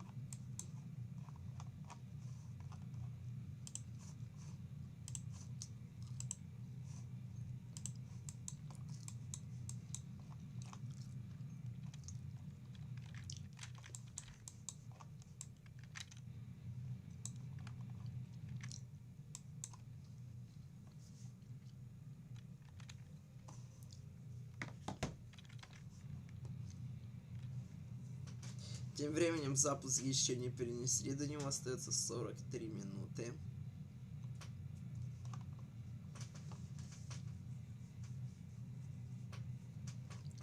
Все есть. А! Мы в Луну в итоге! Ё-моё! Ну, мы-то вышли, а мы об Луну. Перицентр Луны 483 километра, нифига себе. Как совпало. Так, все, переключаемся на первую ступень.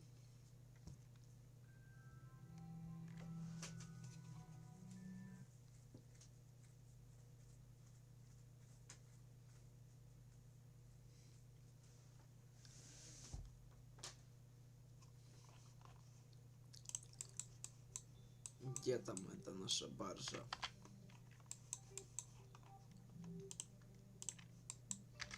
И для начала сделаем, ну, во-первых, переключимся на 3 движка. Зашибись. Ну, все равно, да, сделаем вот так, во-первых. Чтоб точная была траектория.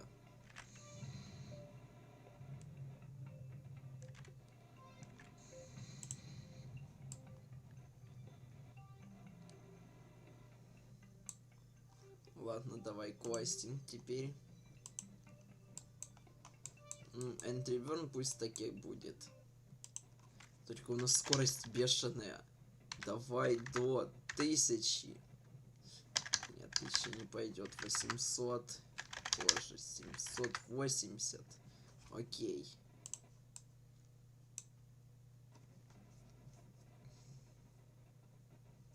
Ну, сейчас только на интерверне все топливо сожрет просто. И не сохранится.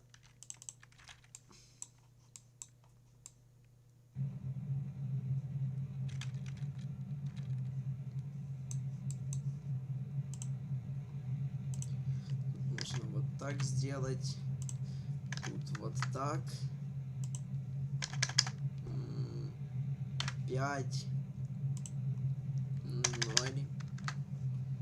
Deploy height. Ну пусть 300 будет.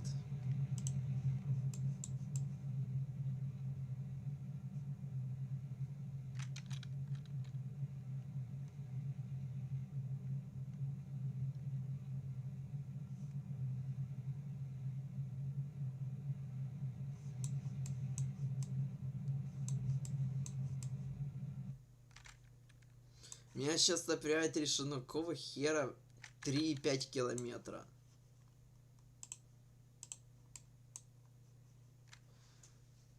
Да фу, весело, весело. А, ну 800, ну почему? Почему? О, горение началось. Да мы не дотянем, мне кажется, хотя... Как всегда, все приходится брать в свой Чё, все? Он все жидкое топливо сожрал. Для сушек, ё-моё. Как всегда, все приходится брать в свои чертовы кривые ручонки. И все равно, и нифига, мы уже не исправим. Не дотянется. Ясно.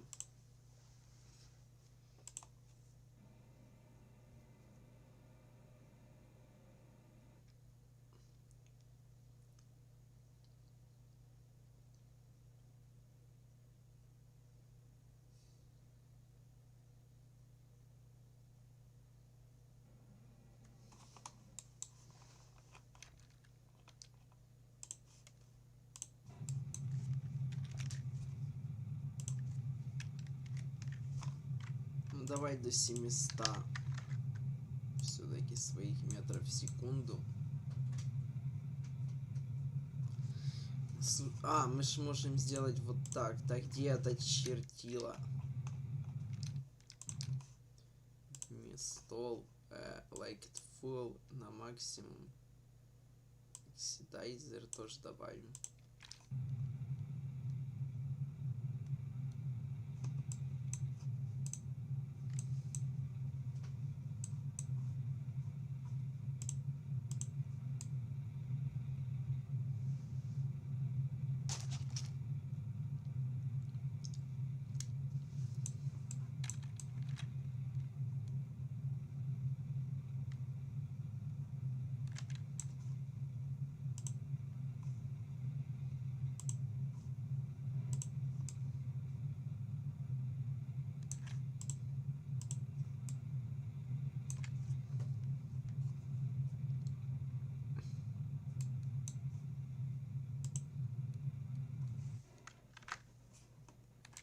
Ну а сейчас уже можем полностью вот так делать, потому что топлива все-таки не хватит на посадку. Ну давай, рули. Он сейчас даже неплохо рулит. По крайней мере, Вот и началось. Вот и что за херня? Почему он не дотягивает? Ну, все, конец. Почему вообще зажигание так поздно? Чуть неадекватный или чё? Что это за хрень была вообще?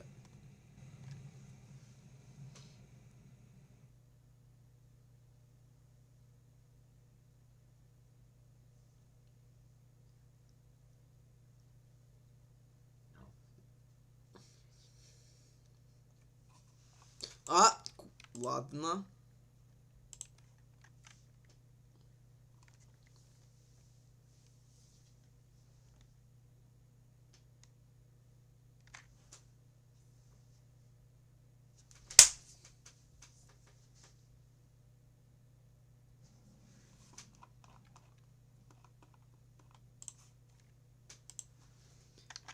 Да ё-моё. 700. Давай. Бесконечное топливо выключить.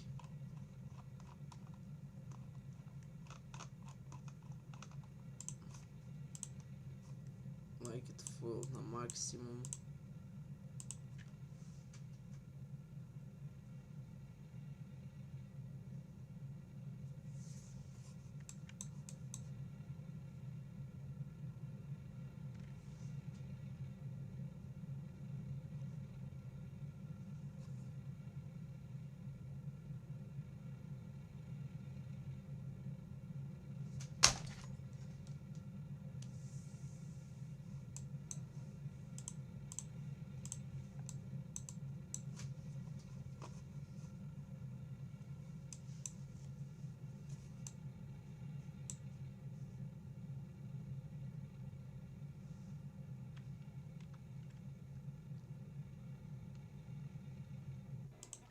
Так, теперь вот так, like it full на норе. Бесконечное.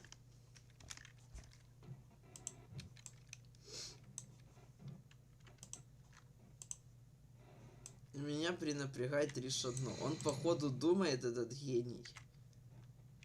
Но весело. Он что на 7 движках, что на 4 показывает, что на одном показывает одинаковый TVR. Поэтому оно так будет постоянно поздно зажигать двигатели. Ну что он думает, что включило 7 движков, хотя по факту 3. Прикольно, не так ли?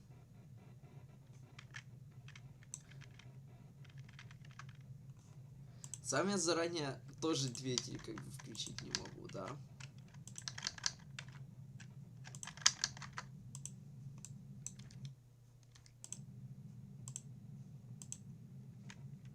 Ладно, давай что и тогда на всех 7 садиться. Я не знаю.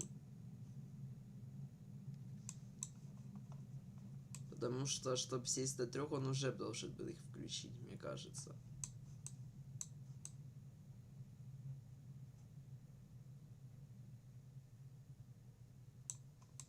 конечно, ладно, давай на 7 тогда. Ну, все равно расстояние. Вот шо... Ну, ё-моё. А на 7 вот какие прикольчики. А даже так почему? Не, я понял почему. Вот сейчас я понял почему. Но реально придется садиться до 7, а проблема посадки в том, что ну нестабильность будет высокая очень. На такой высокой тяге. Все вообще посадки.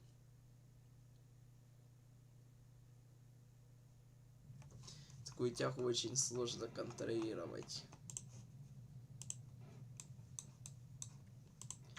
Тут нужно, да, даже 30 давай 35 так и быть. Тачдаун спид 5, их не делай 0. 0 костинг. Но все равно то, что не дотягивает чуть-чуть, это нужно, блин, вручную, как всегда, все исправлять.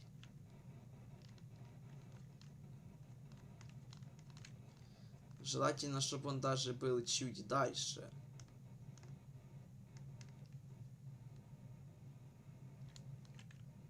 Ну не прям вот. Все, хватит. Да куда? Ну капец. Ну сейчас уже я инвалид. Хотя. Нет, я инвалиднулся. В общем, сильно. Мне, конечно, еще не все потех. Да, очень. Подожди, он 3 движка запустил нормально. Да ну. Да быть такого не может. Нет, ну я в ахере с такой инфой, брат.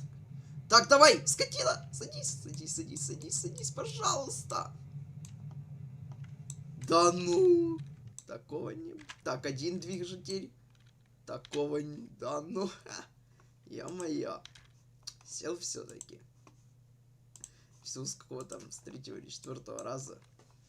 Нормально.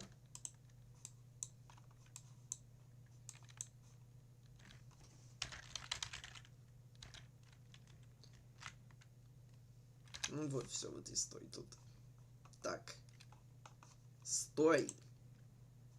Че у него скорость такая высокая?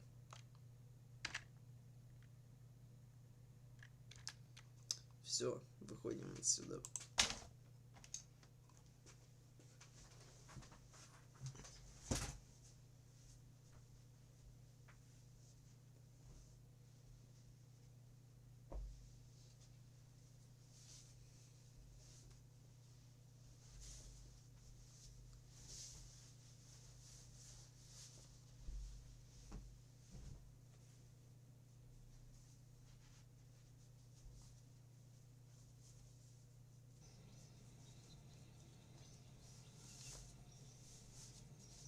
Давай теперь на центр снижения и на 2-ю ступень отправим ее к Марсу. Спутников ESCAPADE у нас тут нет, конечно, но хоть саму 2-ю ступень отправим.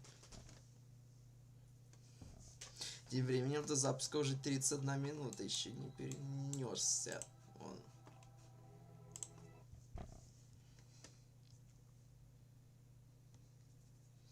Ну и сразу же информацию по запуске опять по... Ну, короче, буду говорить. Потому что полчаса до запуска уже.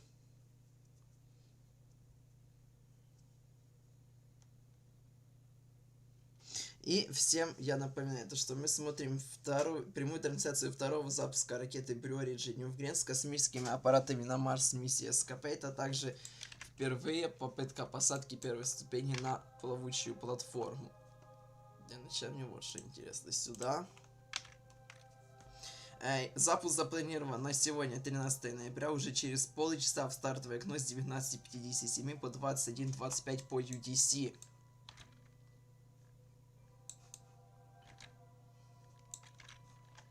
Ладно, давай теперь уже сюда.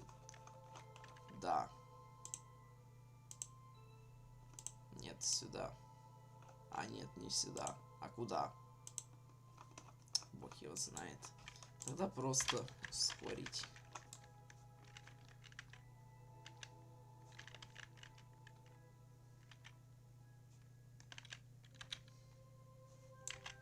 Все, так вот он будет летать на орбите Солнца возле Земли в точке Лагранжа 2 где-то год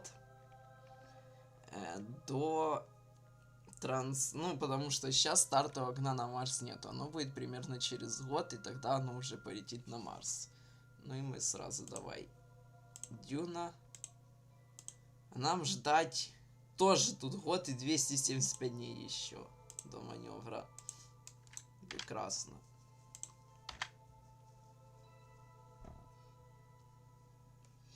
Сегодня будет тяжелый во всех смыслах день для Брюджин. Второй последний тестовый полет. И сразу с выводом 2 аппаратов в глубокий космос. И даже дополнительный тест систем связи от Viasat. Поскольку New Glenn разрабатывается каскадным методом, а не итерационным, как Starship, есть высокие ожидания по выполнению всех задач миссии. Сегодня мы можем стать свидетелями, как в мире появится еще одна многоразовая ракета. Но два самых важных этапа, по которым будем судить о результатах. Первое — это старт и вывод пар спутников ESCAPADE на плановую орбиту в точку Лагранжа L2 системы Земля-Солнце, где сами аппараты проработаются еще год до стартовых на Марс, и сближение с Марсом будет аж в 2027 году. И второе — это посадка первой ступени New Glenn на бортовую платформу Jacqueline. От этого этапа зависят планы на программу New Glenn в следующем 2026 году. ESCAPADE, либо же Simplex, For Photon и Blue и Gold. Исследовательские аппараты ESCAPE and Plasma Acceleration Dynamics ESCAPADE представляют собой двойную космическую миссию по изучению убегания ионов и распыльчатых частиц Марса. То есть распыленных частиц Марса. Два идентичных космических аппарата были запланированы к запуску в качестве вторичных полезных нагрузок миссии Psyche в августе 2022 года, но были сняты из-за проблем с требуемой траекторией. Научной целью миссии понять процессы управляющей структуры гибридной магнитосферы Марса и то, как она направляет потоки ионов. Понять, как энергия импульсы переносится от солнечного ветра через магнитосферу Марса, и понять процессы, управляющие потоками энергии и веществ в и из столкновительной атмосферы. Я, кстати, кретин, походу, не включил охлаждение топлива. У нас все топливо, весь водород, короче, уже испарился. Да уж, хотя вот по кисетью все нормально. Ну, короче, ESCAPADE является частью программы NASA Small Innovation Mission for Planetary Exploration Simplex. На борту каждого космического аппарата есть три научных эксперимента: AMH, ESA и ELP. AMH — это магнитометр, измеряющий постоянный магнитный поля до 1000 НТЛ, установленный на конце и частично вверху стрелы.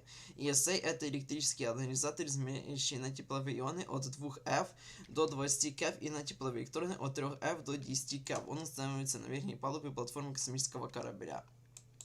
Так, нам нужно сделать вот что. Во-первых, да, мы действительно, я не включил охлаждение, а во-вторых, сделаем просто сейчас вот так. Все, и давай по маневру.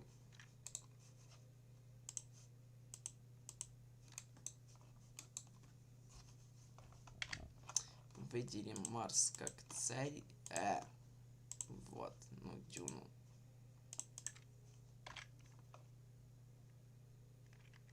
И далее прибор ELP — это зонд Лэнгмюра, измеряющий плотность плазмы от 20 до 30 тысяч частиц на кубический сантиметр и поток сочного излучения в экстремальном ультрафиолетовом диапазоне от 5 до 20 милливатт на квадратный метр. Устанавливается на столе и на платформе космического корабля. Производитель аппаратов ракеты, оператор НАСА, запуск на гелиоцентрическую орбиту в точку Лагранжа L2 системы Земля-Солнце, а потом в сторону Марса. Количество аппаратов 2, общий вес двух аппаратов 1070 килограмм. Так, зажигание.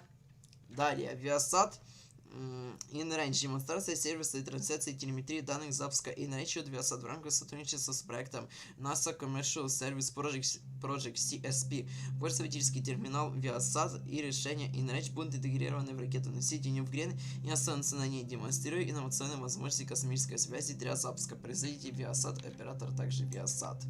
Это будет второй запуск ракеты New Glenn и первая попытка посадки на плавающую платформу Jacqueline в Атлантическом океане. Первая ступень Glenn Stage 1, Serial Number 002. Never tell me the odds, либо же никогда не говори мне о шансах. Так, сейчас сделаем вот так. Да ё-моё! Вот так сюда. И нужно очень-очень аккуратно. Мне кажется, сейчас будет как обычно. Он в сферу тяготения Марса не войдет за этот маневр, нет. Хотя пока еще идет приближение. Ну вот где сближение у нас.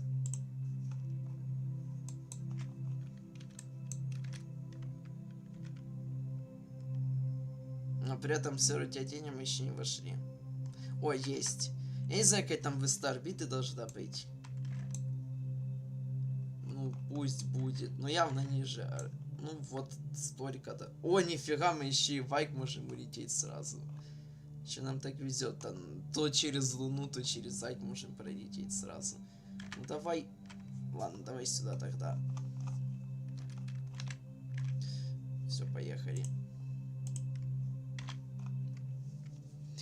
Официальная причина переноса 9 ноября. Да, изначально запуск был запланирован на 9 ноября, но погодные условия и облачность тогда были. Однако, когда было подходящее окно по погоде, старт сдвинули из-за какого-то судна в зоне отчуждения. Казалось бы, ну уж во Флориде, где почти ежедневно проходят пуски фалконеев, сложно оказаться в такой ситуации, что сразу породило теорию заговоров о происках конкурентов, но по информации от береговой охраны, судно в зоне действительно испытывало технические трудности и было вынуждено медленно плыть через нее. Таймлайн запуска. У нас уже была произведена вся заправка ракеты полностью. Она завершилась за 1 час до запуска. Далее за 2 минуты 30 секунд до запуска мы ожидаем наддув бака. Еще за 20 минут до запуска мы ожидаем начала официальной прямой трансляции. За далее 30 секунд до запуска уже само начало последовательности старта. Ну, далее все как обычно: разделение ступень, сбор с головного пикателя, маневр энтриберн, посадка первой ступени, выключение двигателя второй ступени и выход на заданную траекторию. И на отметке 25 минут после запуска почти 2-минутное зажигание двигателей второй ступени и на 33 минутах после запуска отделение пореза и нагрузки. У нас даже с охлаждением половина водорода исчезла. Почему?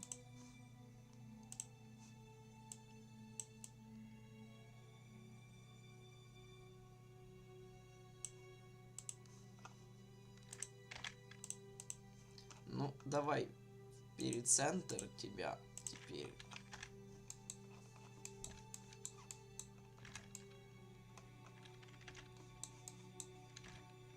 Против движения есть и зажигание. О, какое тут наклонение? 137,5 градусов.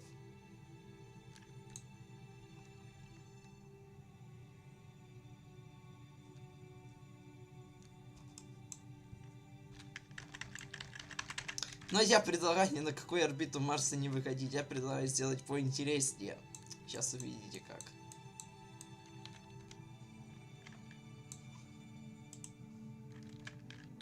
А именно вот так. И теперь...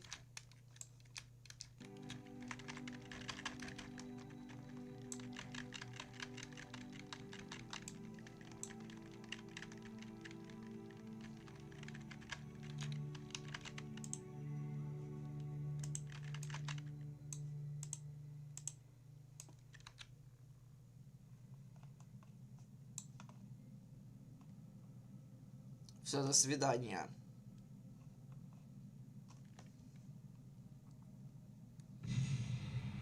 Выходим отсюда.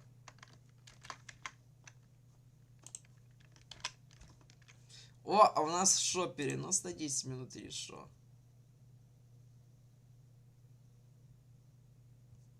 А почему? Короче, сейчас увидим. Во-первых, я сделаю вот так сейчас.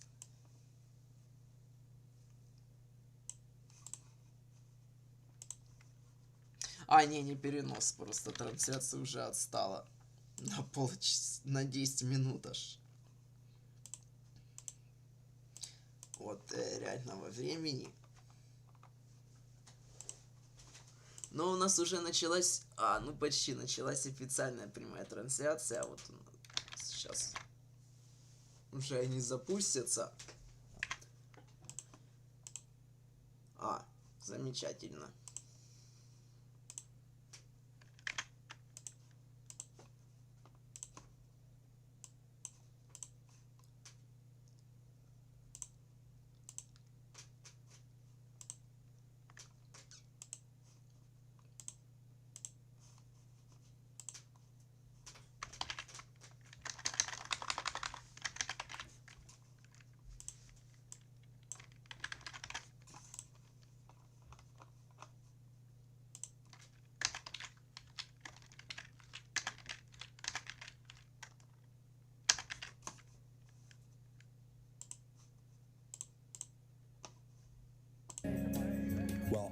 skies, looking to the stars. We're curious. And now we're at a place where we can pioneer new horizons. Now is the time. You Shepard have cleared the tower. Which are beautiful, you guys. To open the promise of space to all. And lay the way for generations to come. When our descendants look to the stars, they'll remember this time.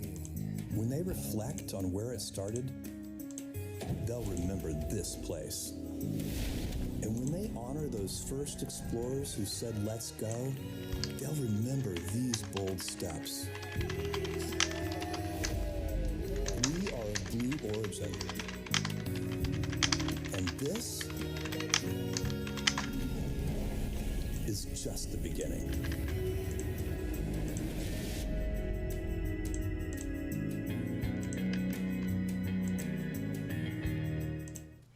Hey friends, once again, I'm Tabitha Lipkin with Ariane Cornell. Now Sunday, we had to scrub due to weather, but today we are back with you and ready to see New Glenn take to the skies. Yes, Tabitha. So today's launch window is going to open at 2:57 p.m. Eastern Time and conclude about 90 minutes later, plus or minus, at 4:25 p.m. Now right now, let's take you out to a live look at New Glenn on the pad at Launch Complex 36. Oh, rocket's looking beautiful. Stunning. Beautiful day to launch. A little bit different than our weather on Sunday when we tried. Now, for today's launch, NG2, we have two goals, two objectives. First is to safely deploy the payload, which is NASA's ESCAPADE, which is heading out on a mission to Mars. And the second is to land the booster for the first time. Now, if we don't land the booster, that's okay. We have several vehicles already in production right behind us. But now we're hearing it's about time for that go, no-go poll. So let's toss it over to the rocket and listen in.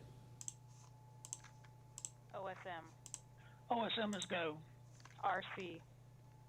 RC is go. ESR. ESR go. AC. AC is go. Recovery. Recovery is go. PLI. PLI is go. BMD. BMD is go. GC, LC1, LC2, initiate final configurations for terminal count. Report when ready for pre-terminal count gate checks. GC cut. LC2 copies. LC1 copy.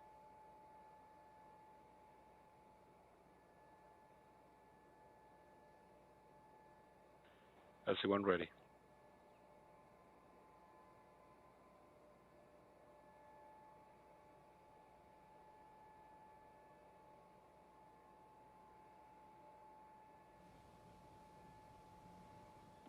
All right, you heard it there. We are go for terminal count. You heard Launch Director Megan Lewis, and she's been a great asset, of course, to our team. And I know we are all so excited in these final moments. So let's bring in our third member of our Blue Origin team, Eddie Seyfert. Eddie, you were standing by with employees here at Rocket Park. What's the vibe? Oh, well, yeah, I can already hear what the vibe is at that viewing party. Hey, Tabitha, hey, Ariane. We're so here. We're so happy to be here. Rocket Park is go. NG2, NG2. That's right, NG2. That's I right. love Let's it. go blue. Eddie, ESCAPADE. what kind? ESCAPADE. Yes, tell me. What kind of view do you have? Where's the rocket with respect to where you are right now? Rocket is downrange 9 miles. It's a clear, sunny day in Florida. We've got a great view, and we're very excited to be here. Oh, that is so great, Eddie. It's so great to see so many employees, just some of the 10,000 employees that are here at Blue Origin who worked on this rocket and worked for this moment. Now, Eddie, really quickly, I have to ask you, a big part of what we do here, and I'm sure a lot of the people behind you have worked on our engines. Can you share a little bit more about the engines that are going to be working hard today? Yeah, Tabitha, look, the upper stage, 2B3.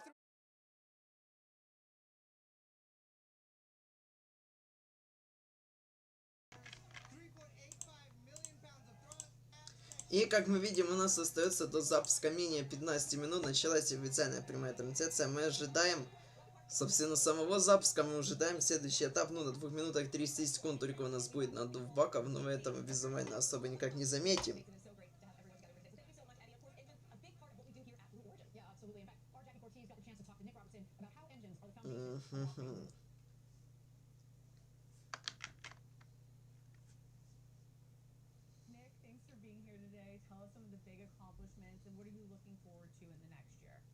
Yeah, so one of our biggest goals this year was continuing to increase our production rate, both for our V4 engines, 3U engines, and 7 engines.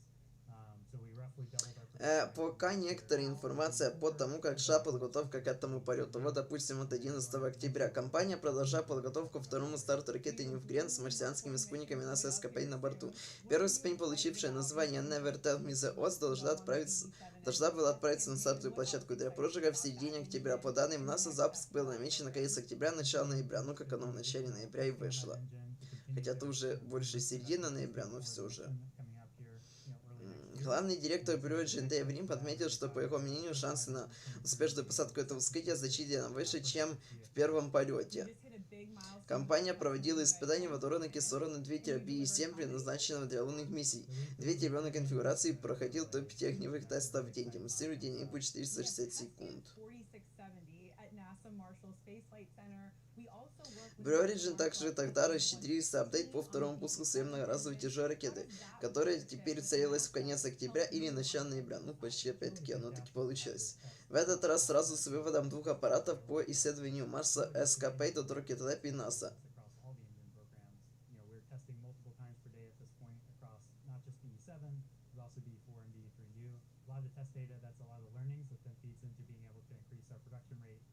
За несколько месяцев были пройдены важные тесты лётного железа для второй ракеты, и ожидания этого запуска сильно выше. Брю взяли дополнительное время. Ох уж этот каскадный подход, чтобы решить проблемы с низкой тягой и потерей ступеней во время входа в атмосферу. Но в отличие от SpaceX, их производство пока не может поддерживать высокий темп. Поэтому потерять железо непозволительная роскошь. Потеря ускорения при посадке серьезно повлияет на планы компании в 2026 году. Первая ступень первого полета потребовалась сильно больше сильно больше доработок, чем предполагалось изначально. Особенно это касается системы автогенного надува и перезапуска двигателей для первого неатмосферного торможения. Зато вторая ступень во время первого запуска отработала практически идеально. Дэйв Рим отметил расхождение в 1% от цели. Вопрос только от какой скорости, орбиты или расходу топлива. Успешная посадка ускорителя Never Tell Me the Odds на баржу входит в обязательные задачи этого запуска. Без этого этапа Прямая не смогут быстро двигаться в следующем году. Если посадка пройдет успешно, то конкретно этот ускоритель выставят у завода Prямая во Флориде. Прям как SpaceX первый ступень Falcon 9 в Калифорнии и Super Heavy Booster 12 в Техасе.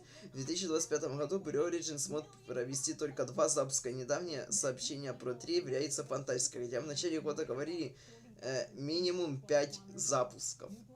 А менеджмент обещал чуть ли не 8. На 2026 год Prямая планирует провести уже от 9 до 12 полетов при условии успешного переиспользования первой ступени. Верю, я поверил, как говорится. На Международном конгрессе АЯС 2025 уже звучали планы компании по запуску каждую неделю через несколько лет. Это очень оптимистичный план. Брю якобы пока не вышли на нужный объем производства двигателей BE-4, но низкое число пусков Hyundai Vulcan Centaur, то есть главного их заказчика по двигателям, якобы помогает переаллорицировать изделия на нужды New Glenn. При этом проблема с контролем качества решена. Также стоит ожидать, что если второй пуск New Glenn пройдет без успешной посадки ускорителя, то в следующем году может начаться еще одна перестановка менеджмента. Без этого этапа программа не сможет двигаться дальше, а Римпу и так дали дополнительное время.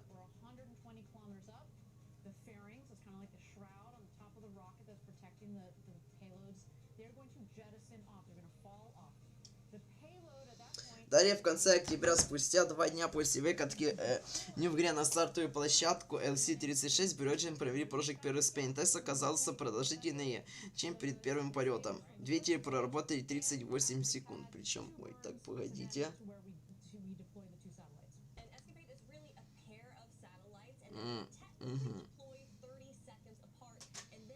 Вот, во-первых, была одна отмена прямо в начале теста, а затем несколько часов переноса в рамках этой кампании. Но при продемонстрировали возможность повторного запуска даже на случай отмены в самый последний момент. Это очень хороший показатель, который доступен не всем ракетам. Вот, сам прожиг длился аж 38 секунд и включая несколько сценариев работы. Сперва 7 двигателей отработали 22 секунды на 100% тяги, затем 3 двигателя с вектором тяги работали на 50%.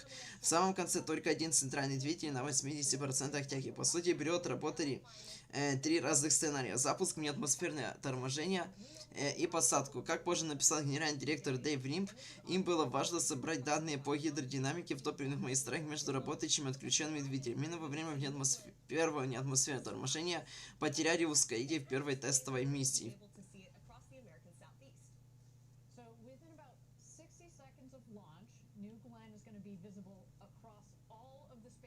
Ключевые задачи второго тестового полета тяжелой ракеты New Glenn.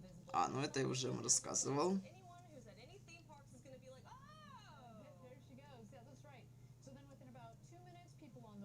А вот почему была перенесена вчерашняя попытка запуска. New Glenn также могут перенести из-за 3 быстрых корональных выбросов массы на Солнце. Публичных заявлений не было, но сотрудники Virgin уже расстроились. Это еще даже до переноса. Эта мера не связана с самой ракетой, а именно с парой спутников ESCAPADE и NASA. Просто могут перестраховаться, им еще эксплуатировать эти спутники минимум 3 года и проводить миссии на орбите Марса. Тем более до отправки к Красной планете есть еще год болтаться возле Земли.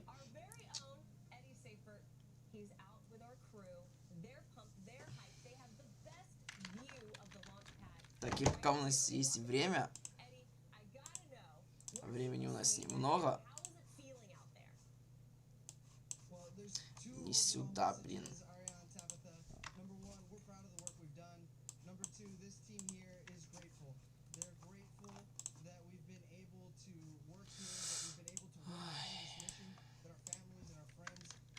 Впрочем, вот первая ступень во время постройки.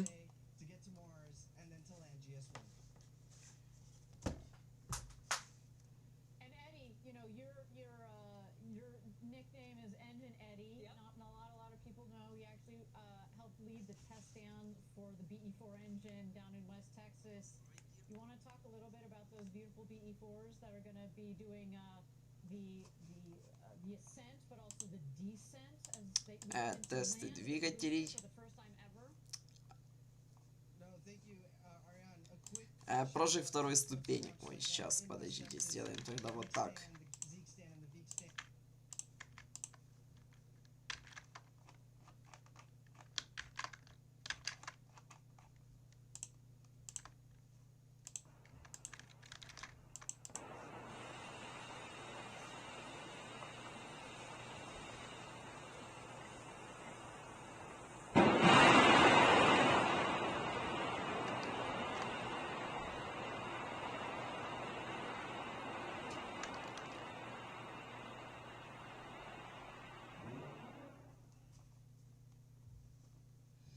Это у нас тесты выдвижения посадочных опор.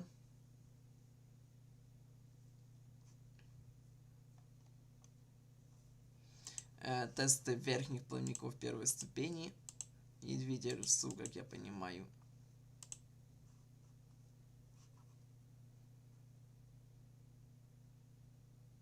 Также выкатка первой ступени. А я напоминаю то, что мы смотрим прямую трансляцию второго запуска ракеты New Glenn с космическими аппаратами на Марс, миссии ESCAPADE, а также первую попытку посадки вот этой первой ступени на плавучую платформу. Запуск запланирован на сегодня, 13 октября, уже буквально через 5 минут. В стартовое окно с 19:57 по 21:25 по ETC со стартовой площадки EC-36 на мысе Канале во Флориде. Сегодня будет, как уже я говорил 2 раза, повторюсь еще раз, тяжелый во всех смыслах день для Virgin. Второй последний тестовый полет и сразу с выводом 2 аппаратов в глубокий космос и даже дополнительной системы связи от Viasat. Также фоточки первой ступени. Вся ракета уже на стартовой площадке и прожиг.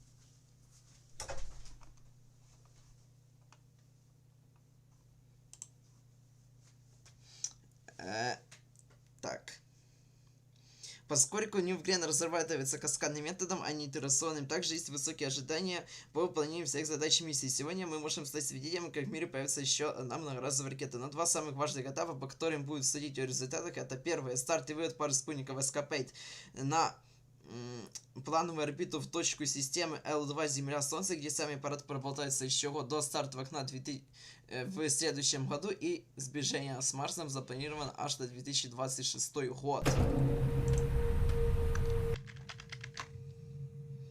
И второе, это посадка первой ступени New Glenn на базу Джеклин. От этого этапа будет зависеть планы на программу New Glenn в 2026 году. ESCAPADE, либо же Simplex, Photon, Brew и Город. Исследовательские аппараты ESCAPADE, то есть Escape and Plasma Acceleration Dynamics.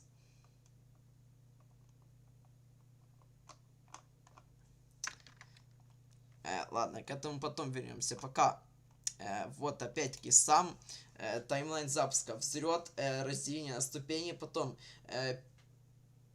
маневр Энтриберд на первой ступени, как на Falcon 9, сама посадка первой ступени, сброс обтекателей, там будет еще второе зажигание двигателя второй ступени и отделение аппаратов. Вот, они выйдут на орбиту в точку Лагранжа L2 системы Солнце-Земля. Проболтается там год, поскольку ближайшее стартовое окно на Марс у нас примерно через год как раз и открывается. И потом они, собственно, полетят на Марс. Наклонение орбиты у нас составит 29,5 градусов. Вот, первая ступень, собственно, вторая ступень обтекатель. На первой ступени вот так расположено 7 двигателей B4, высота двигателя составляет 3,78 метров. На второй ступени у нас вот так расположено 2 двигателя B3, высота двигателя составляет 4,45 метра.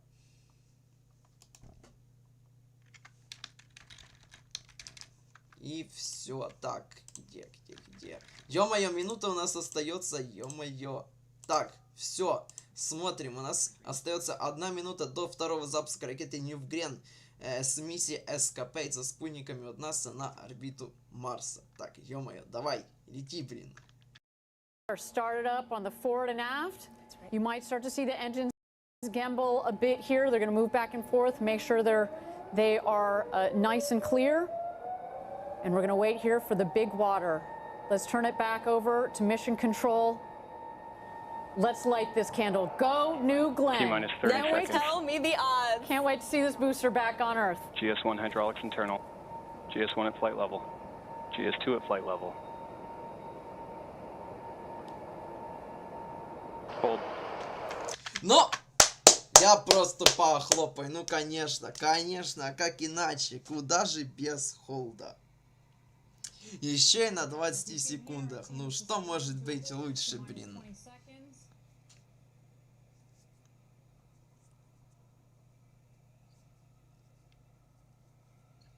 Let's wait to learn just a little bit more here.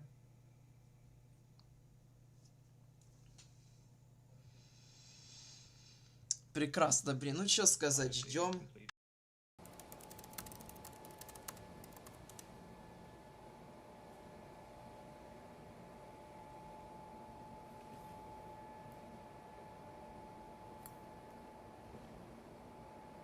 Thank you again, everybody. If you're just joining us, we are awaiting here NG2, the second mission of New Glenn. We're at T-minus 20 seconds. Our team has decided to enter a hold here. We've said it on other webcasts before. We spend years designing this rocket, months building it, months designing the missions. If we need a couple of minutes to make sure that the rocket is ready, that our team is ready, that everything on the range is ready. That's right. Then we will take that time.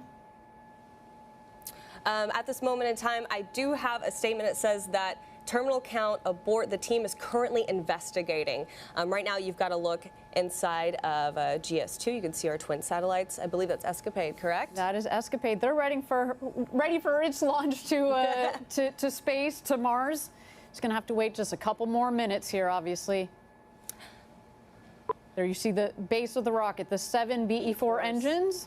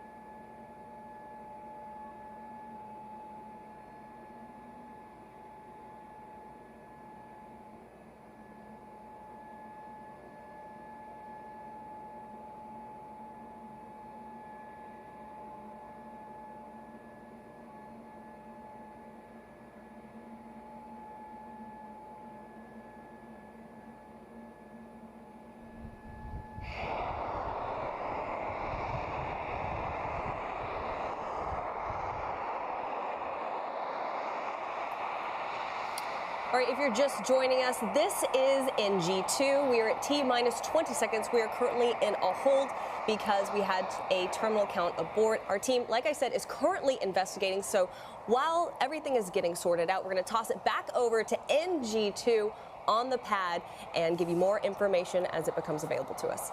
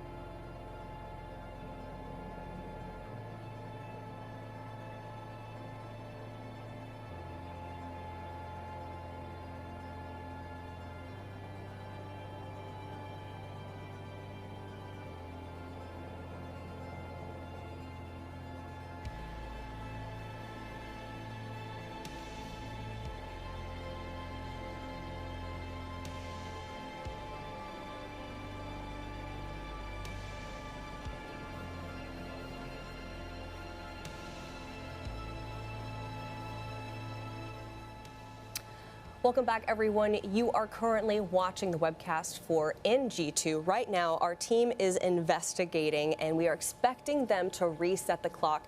But in this moment, since we have a little bit of time, Ariane, I would like to take our focus and talk a little bit more about ESCAPADE and how it's going to help scientists learn more about the atmosphere on Mars. Our friends over at NASA put together this great explainer on the importance of ESCAPADE. Let's take a look. Mars, once a warm, watery world with a thick atmosphere. Now, a cold, arid landscape with its atmosphere thinned out. What caused this transformation? And how could this environment affect future Mars explorers? NASA's new ESCAPADE mission aims to find out. The Escape and Plasma Acceleration and Dynamics Explorers mission will help us understand Mars's climate history using 2 spacecraft in orbit for the first time. ESCAPADE gives us what you might call a stereo perspective, 2 different vantage points simultaneously. This will allow us to really make measurements we've never made before. The mission is studying the planet's real-time response to the solar wind, a relentless flow of particles from the sun that have stripped away the Martian atmosphere. ESCAPADE's twin spacecraft fly in 2 different formations to see how Mars responds to the solar wind in both time and space. The first formation allows ESCAPADE to observe rapid changes in the Martian atmosphere caused by sudden variations in the solar wind. When we have 2 spacecraft crossing those regions in quick succession, we can monitor how those regions vary on timescales as short as 2 minutes up to 30 minutes. In the second formation, ESCAPADE will study both the solar wind and the upper atmosphere of Mars simultaneously for the very first time. We'll have 1 spacecraft in the solar wind so we can measure what's coming in, and then 1 spacecraft closer to Mars. This will help us understand the cause and effect of what's happening when space weather comes to Mars. ESCAPADE will also help us prepare to send human explorers to the Red Planet. For example, ESCAPADE will give scientists more details about Mars's upper atmosphere that future astronauts will use to send radio and navigation signals around the planet. ESCAPADE's work could also help keep future Mars explorers safe.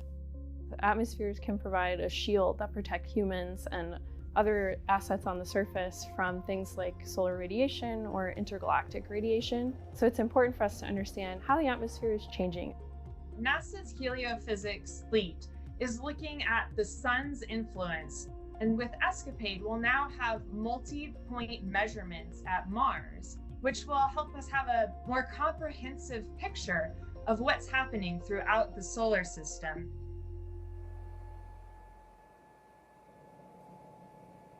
Yeah, just fascinating what ESCAPADE, what these 2 satellites are going to figure out. And ironically, wouldn't it have been so cool to have these 2 satellites up there right now? Earlier this week, obviously, we had a couple of solar, some solar flares. That's right. That came off of the sun, what we call coronal mass ejections, and it has just, we had to play it extra safe for our customers because it can, essentially, if you don't do it right, it can fry the electronics on the satellites, right? So if we had launched, and we were prepared to launch, if we had launched but then put the satellites up there and then it can't deploy its solar arrays, the computers don't turn on, you can't just go up there and pick up the satellite and repair them. Like, that's why those 2 beautiful satellites called Blue and Gold, after the UC Berkeley colors. So that is why we decided to take a little bit of time. But as I said, can you imagine what these 2 satellites would have been able to observe if they were already in, the Martian orbit? But for the future, they're going to be up there and doing, taking plenty of data in to be able to do analyses, of course, for our friends at NASA and all of us that are helping build future missions to go to Mars, both for robotics, satellites, but also, fingers crossed, one day for humans. That's right, Ariane. So if you're just joining us right now, you are looking at New Glenn NG2 out there on the pad. Let's take a moment, toss it back over to the rocket while our team is investigating an issue.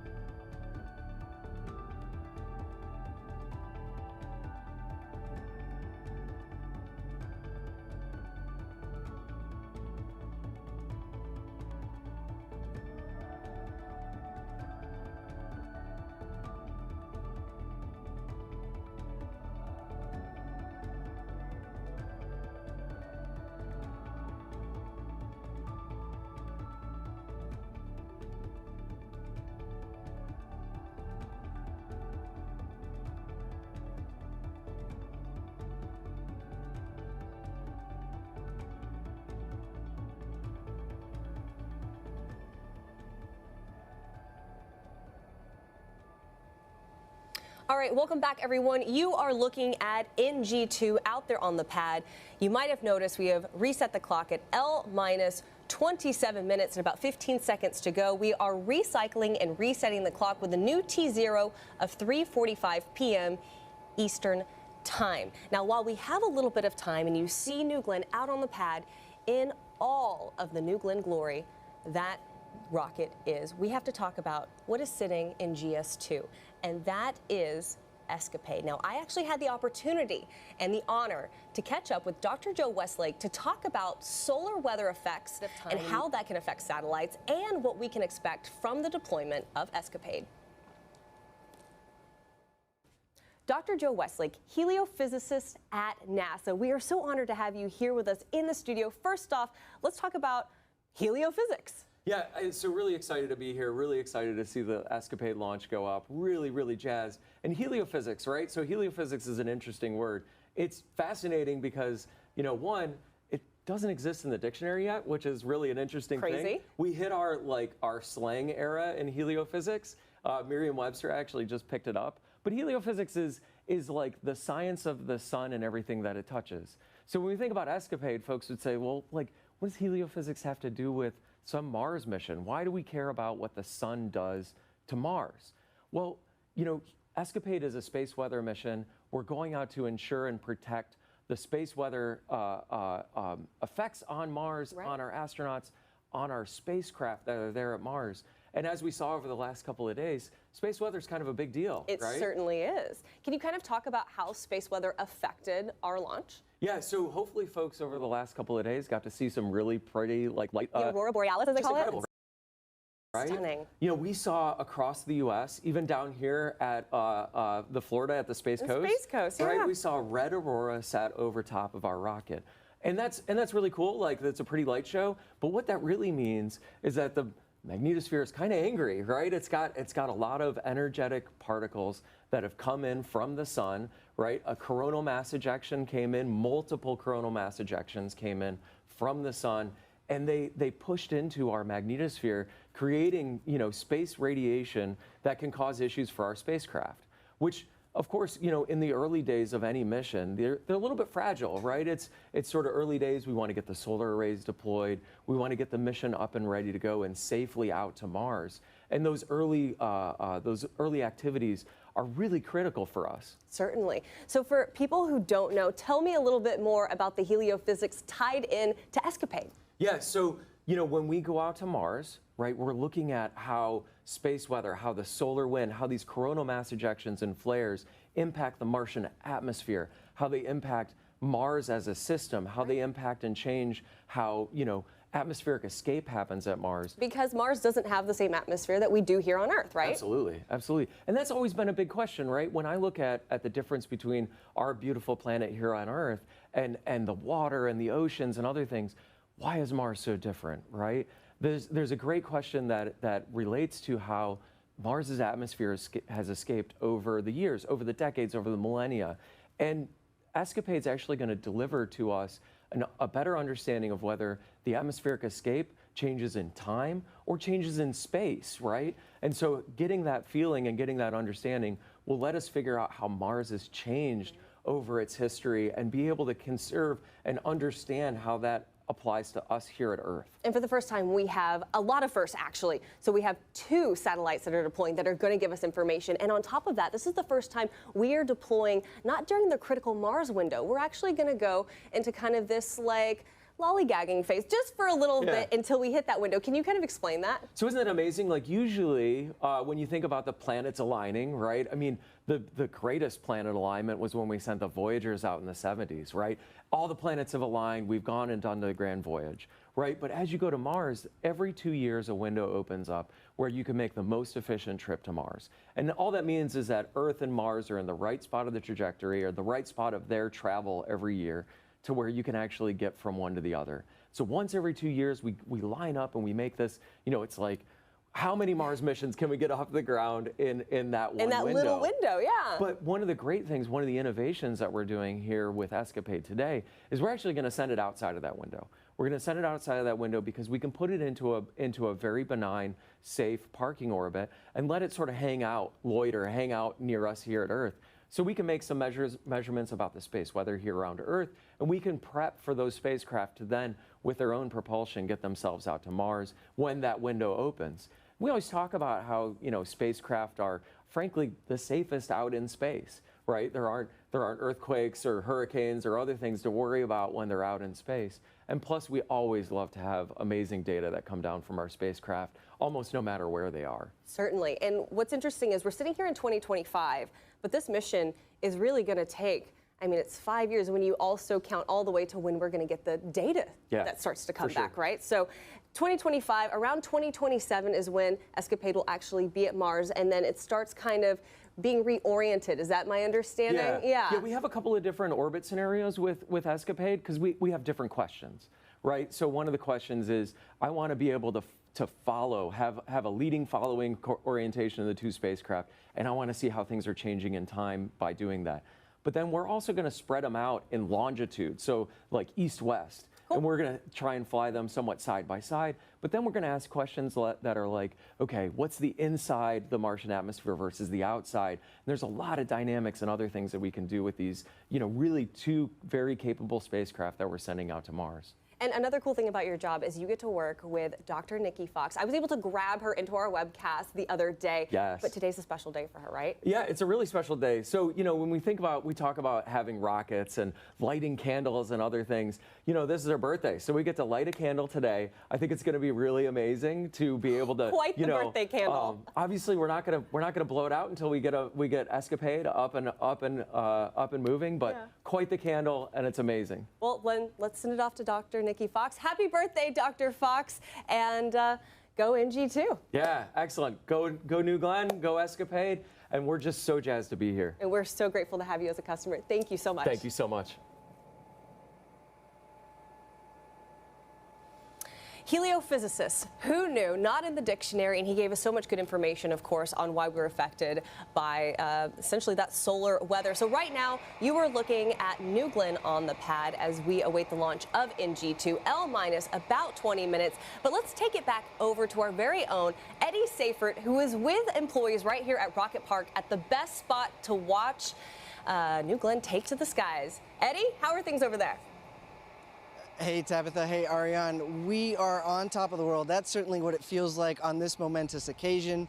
And you know, I changed up the view a little bit. Behind me, you see Lunar Plant 1. That's our newest building at Rocket Park. Now, Rocket Park sits on 250 acres of what used to be an orange grove. That was pre-2016. Since 2016, we've added 2.5 million square feet of production space. And our newest building, it's building the lunar landers that are going to help NASA and help Blue Origin return to the moon, this time to stay.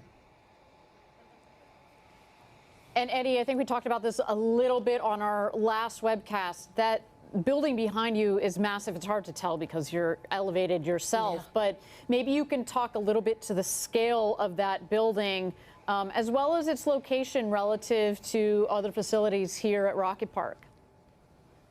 That's right, Ariane, if you're ever driving on Space Commerce Way, you'll see it. You'll see just how massive it is, right? If I'm standing on top of the world and that building's even taller, it's tall enough to house the 16-meter tall lunar lander, which is twice as big as the Mark 101 Pathfinder that we're going to launch to the moon later this year. When that lunar lander lands on the moon, it will be the largest lunar lander to have ever landed, and we're just going to get bigger from there. So we're very excited about Mark 1 later this year or early next year, and then Mark 2 to return humans to the moon, this time to stay. And you mentioned the co-location.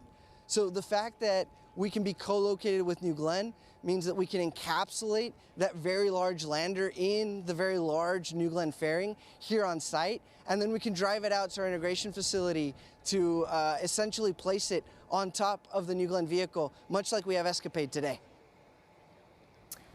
Eddie, thank you so much. Always so great to talk to Eddie because he can talk at hours and at length about anything to do with engines, with lunar, and of course, he's our hype man out there with everyone here at Rocket Park. Thank you again. If you didn't notice, on his shirt actually are little lunar landers as well. But right now, we're going to toss it over to New Glenn on the pad as we await the launch of NG2. And in about 30 seconds here, we're going to hear another go poll. So let's go ahead and listen in.